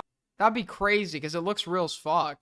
I personally don't hate it. I regularly call my classes goobers. I'll say, hello, goobers. How are you doing, goobers? Like, I'm not against the idea that, like, insane fucking people exist. Like, obviously, I'm not against that idea. But those are, like, the insane people. You, like, laugh at them as individuals. You don't take libs of TikTok fucking rage bait and then go and use that as, like, your generalization for an occupate. What? We have, like, how many teachers in the U.S.? It's over 1 million, right? So it's, like, I don't use that as, like, my metric to make some, like, wildly sweeping claims about this group that's already getting an unnecessarily bad rep that does an incredibly important job. I was called Goober and Goober Maestro. Kindergartner, I don't think English is his first language, addressed me just as music, nothing else. Saw me in the hallway, said, hey, music, and period. He got right to the point. And then the last one is 6'7" Maestro, to which I replied, if you call me Maestro, I will take 6-7 minutes of your recess time. So anyway, this is teaching children. This is someone that is here to teach your children. And I would like to underline, and I made a video about this, and it didn't do very well with the algorithm, unfortunately, so I don't think many of you saw it. I'll put a link in the description after the link to his, because priority to his channel since I'm reacting to him. But I want to say, you will find a video where I show that there was a teacher in Canada who literally showed 9 and 10-year-olds the assassination of Charlie Kirk video on repeat multiple times, the full gory one with the blood, while giving them, in class this happened, while giving them a lecture on transgender rights and how you have to fight fascism, and Charlie Kirk deserved it. This happened in Canada. And then the parents, of course, the children were traumatized, because, I mean, that was oh, my wife is playing Digimon, that's adorable, I texted a message. The parents found out that the children were obviously upset, and all the school did, as far as I know, is that they suspended the teacher, but that's it. That's it. Instead, the teacher should have been sent to jail. Absolutely should have been sent to jail. Well, the school isn't responsible. The school can't send someone to jail, first of all. And second of all, you have, like, teachers' unions and shit. Like, it's not, like, immediate... It's sometimes not immediate firing. There's, like, pending investigations, right? Because once again, the teachers work with unions. So people that have this kind of radical thinking will do radical things to your children. And it's something we need to block. We need to stop. We need to fire every single one of them. All of them. Because teaching is a calling, not just a job. This isn't grooming. I don't know what it is, man. This is crazy. And now you wonder why there's, like, rates of, essentially these rates of kids that castrate themselves, man. Yeah. Like, what's going on? What's going on? This is a real cult. This is crazy. These anyway, rates of kids, like, it's virtually, I'm sorry, it's non-exist. First of all, they don't do it to themselves. Second of all, under, like, minors in at least in the United States, receiving, like, gender-affirming care to the extent of, like, genitalia reassignment or whatever the fuck. Does that even, like, I know there have been cases where that has happened, but, like, it has to be, like, 1 a year if it is. Obviously, I don't agree with that happening, right? I think, like, if you are transgender, like, you should only be allowed to get, like, something that is irreversible, like bottom surgery after you turn 18, right? But I'm almost certain that, like, almost never happen if it ever happens anymore. Like, there's, like, this myth that, like, there are mass amounts of, like, fucking, like, in the United States, like, 11-year-olds getting gender reassignment surgery. Here's another transgender non-binary teacher showing off some epic sauce. So this guy sucks. This guy absolutely sucks. Yeah. And here's things in my classroom, the Preach comm it. section of the classroom. Like, bro, this is crazy. All right, here's another one. Man at a No Kings rally urging people to agents. So in order for my video not to get demonetized, I had to cut this. But yes, he pushed for violence against the authorities with firearms. I just can't show it, but I watched it. For political indoctrination. But then they realized that some of the students, maybe they go along with it just to get the degree, but then they So maintain. this guy just like what is so interesting about this guy? He's just like sitting there giving no commentary on Knox and then just like kind of agreeing. In their own, particularly if Or they're is agreeing, sorry. strong core of basic moral beliefs and political ideas, they will still vote for the other side. And so they noticed it's working, but not as much. So like, yeah, we are indoctrinating a lot of university students to come out, and they're like, what the heck happened to you, type of thing. But then they decided if we do it with the children, if we do it with the elementary. Sent to jail for well, I honestly okay.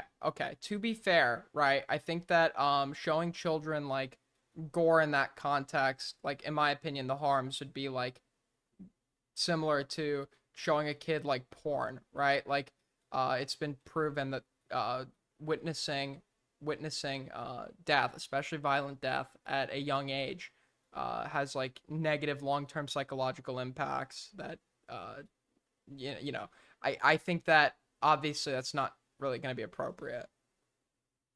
School kids, then they will morph into whatever we want. And at the end of the day, you will end up sending your little kids to gain an education, and they'll come back hating you and thinking you're a bigot. Homeschool. Guy worked at a college. Well, you know, Jesus did it, so you don't gotta do it, right? Jesus did it. Thanks, guys. Just vandalizing random shit. Like, these people are unhinged. They should check inbox real quick.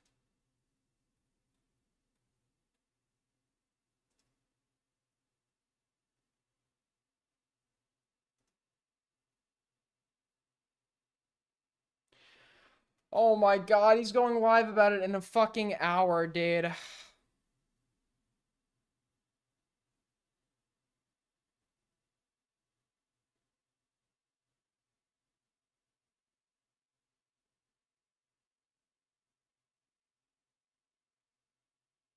Himpleton is dropping everything in an hour. I'm not gonna stay on for that long because I'm not gonna have a lot to say anyways because I'm tired as fuck.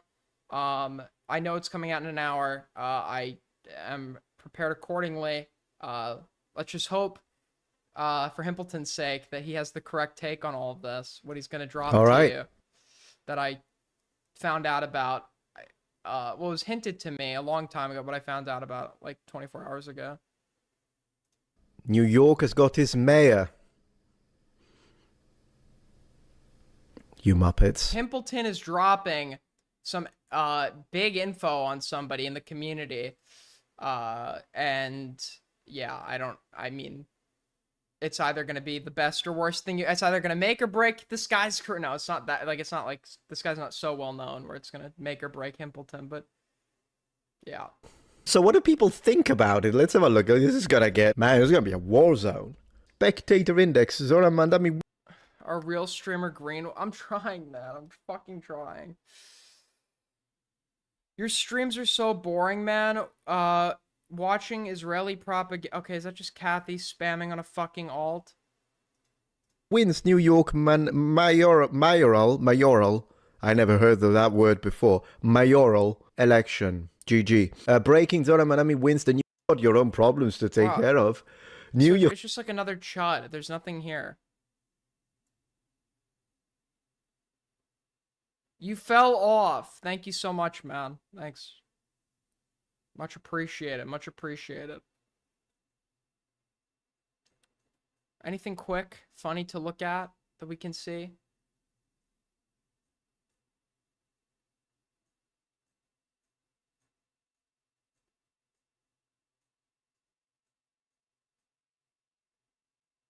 More lolcow live fake drama. Boogie has lost his mind once again. I get him and Scooter on the line. Rastov doesn't answer for some reason. I say, hey guys, you know, with this new cast and whatever, the numbers are down a little bit. Take advantage of the weekends. Let's get a stream going on today. You fell off. Does it make you feel better? Does it make you feel better to say these things? Does it make you feel better? What have I ever done to you? What have I ever done to you? But he goes, I can't stream today. I gotta take Desi on a date. All right. And as I'm trying to tell him, to sleep now. Who is Scooter? Some like other trailer park fucking meth head that they've brought on as their like 5th co-host for the 18th fake time Boogie quit or some shit. I don't even fucking know. Desi on a date, and then we'll stream tonight at like 10 p.m. He starts having a whole manic episode, how he hasn't slept, his heart's gonna explode, and he's gonna die. And then he goes on to slam 4 5-hour energies drinks and won't let me and Scooter fucking talk. And now Scooter's about to go fucking live, and Boogie's like completely out of control, bro. Like, check inbox. This is the only thing in inbox. My town's police dog. I'm sorry, but what exactly is he going to do? That's a bloodhound. He's gonna sniff for missing kids? How does this have 27,000 likes? Are people this fucking stupid? That's a oh my god, dude. Holy 27,000. This tweet is so dumb. It's rage bait. It's rage bait. It's rage bait, man.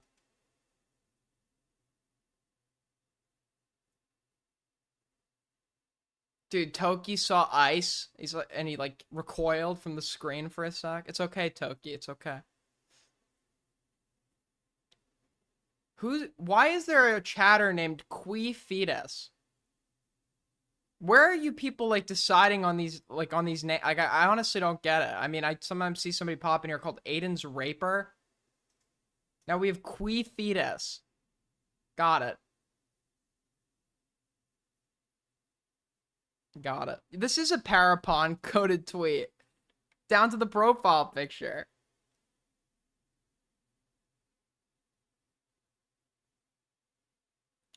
Inbox. Alright, what's in the inbox? I saw this. It's funny, but that's not worth showing on stream.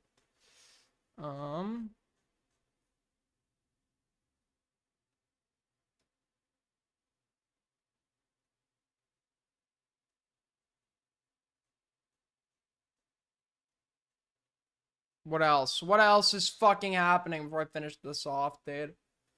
Listen, folks, I'm aware the stream's been boring recently. I've been doing them on no sleep. I have to stop doing that. I get it, and get my fucking sleep schedule in order. You know, I'm trying to deal with it, guys. Just bear with me, okay?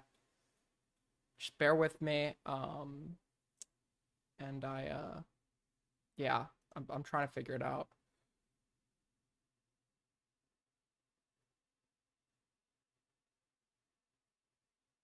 Did you see Himpleton post on it? Yeah, it's dropping in an hour. I'm covering it tomorrow.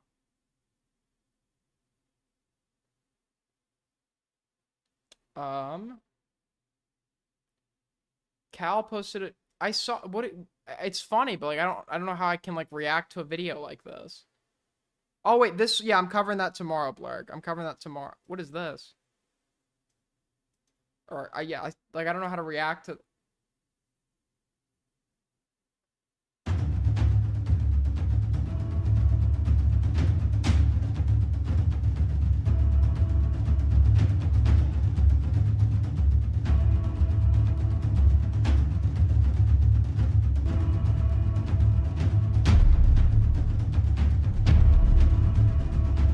My soy?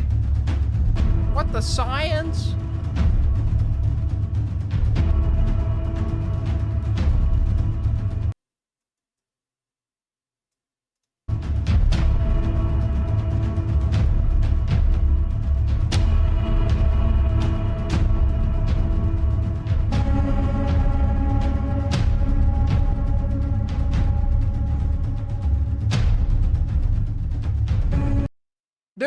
There's no ha ha ha ha. It's not that funny.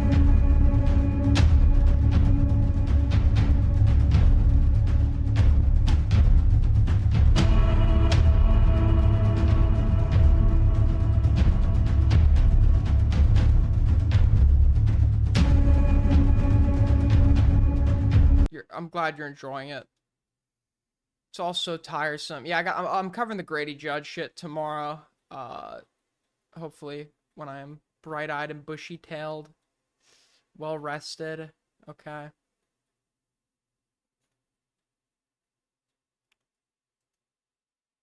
Hold on. Yeah. But do we have anything else, folks? Any other comments, concerns, questions? Questions?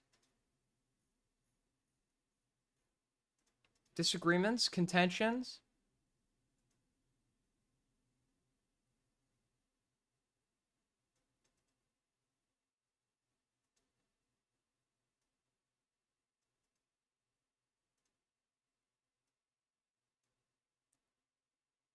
Is everything okay? Yeah, everything is great.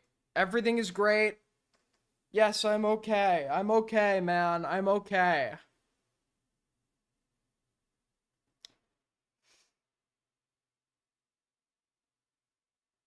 Are you a homosexual? That's not the type of questions I meant.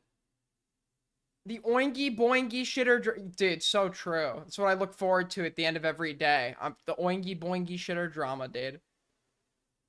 They ended the government shutdown. Did the Dems get an extension on the tax credits for affordable?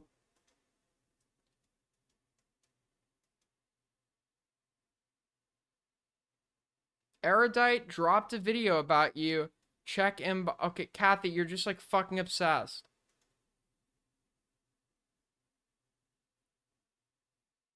All right, well, tune into Himpleton's stream in an hour because it's going to contextualize. He's either going to fuck it up and it's going to be a shit show that we're all going to laugh at, or there's going to be something more to this. I don't know. I'm not endorsing it, but I'm saying it will be a sight. It will be a sight, and I look forward to covering that tomorrow. I did my homework last night on this, despite Cal being like, no, you didn't. So I will be looking forward to covering this. For transparency's sake, I will admit to you that the allegations regarding Internet Adjacent, I spoke to him about it in private. And, you know, I'll save it for you for tomorrow. I spoke to him about it in private, and I have my own opinions on this that I am only going to share. I've shared in private. I will share tomorrow after this original thing goes down. I'm sorry, Aiden's raper in the chat. Heard the newsman. You're right, man? Thank you for the concern, Aiden's raper. You and Quee Fetus. I hope you guys get along together in chat. No, Cal is the best explainer ever, dude. Cal's the best explainer ever, dude. Also, as I said before, please, if a user leaves the server, do not go to other servers to try to piss them off or harass them. Because why is Shelby timed out?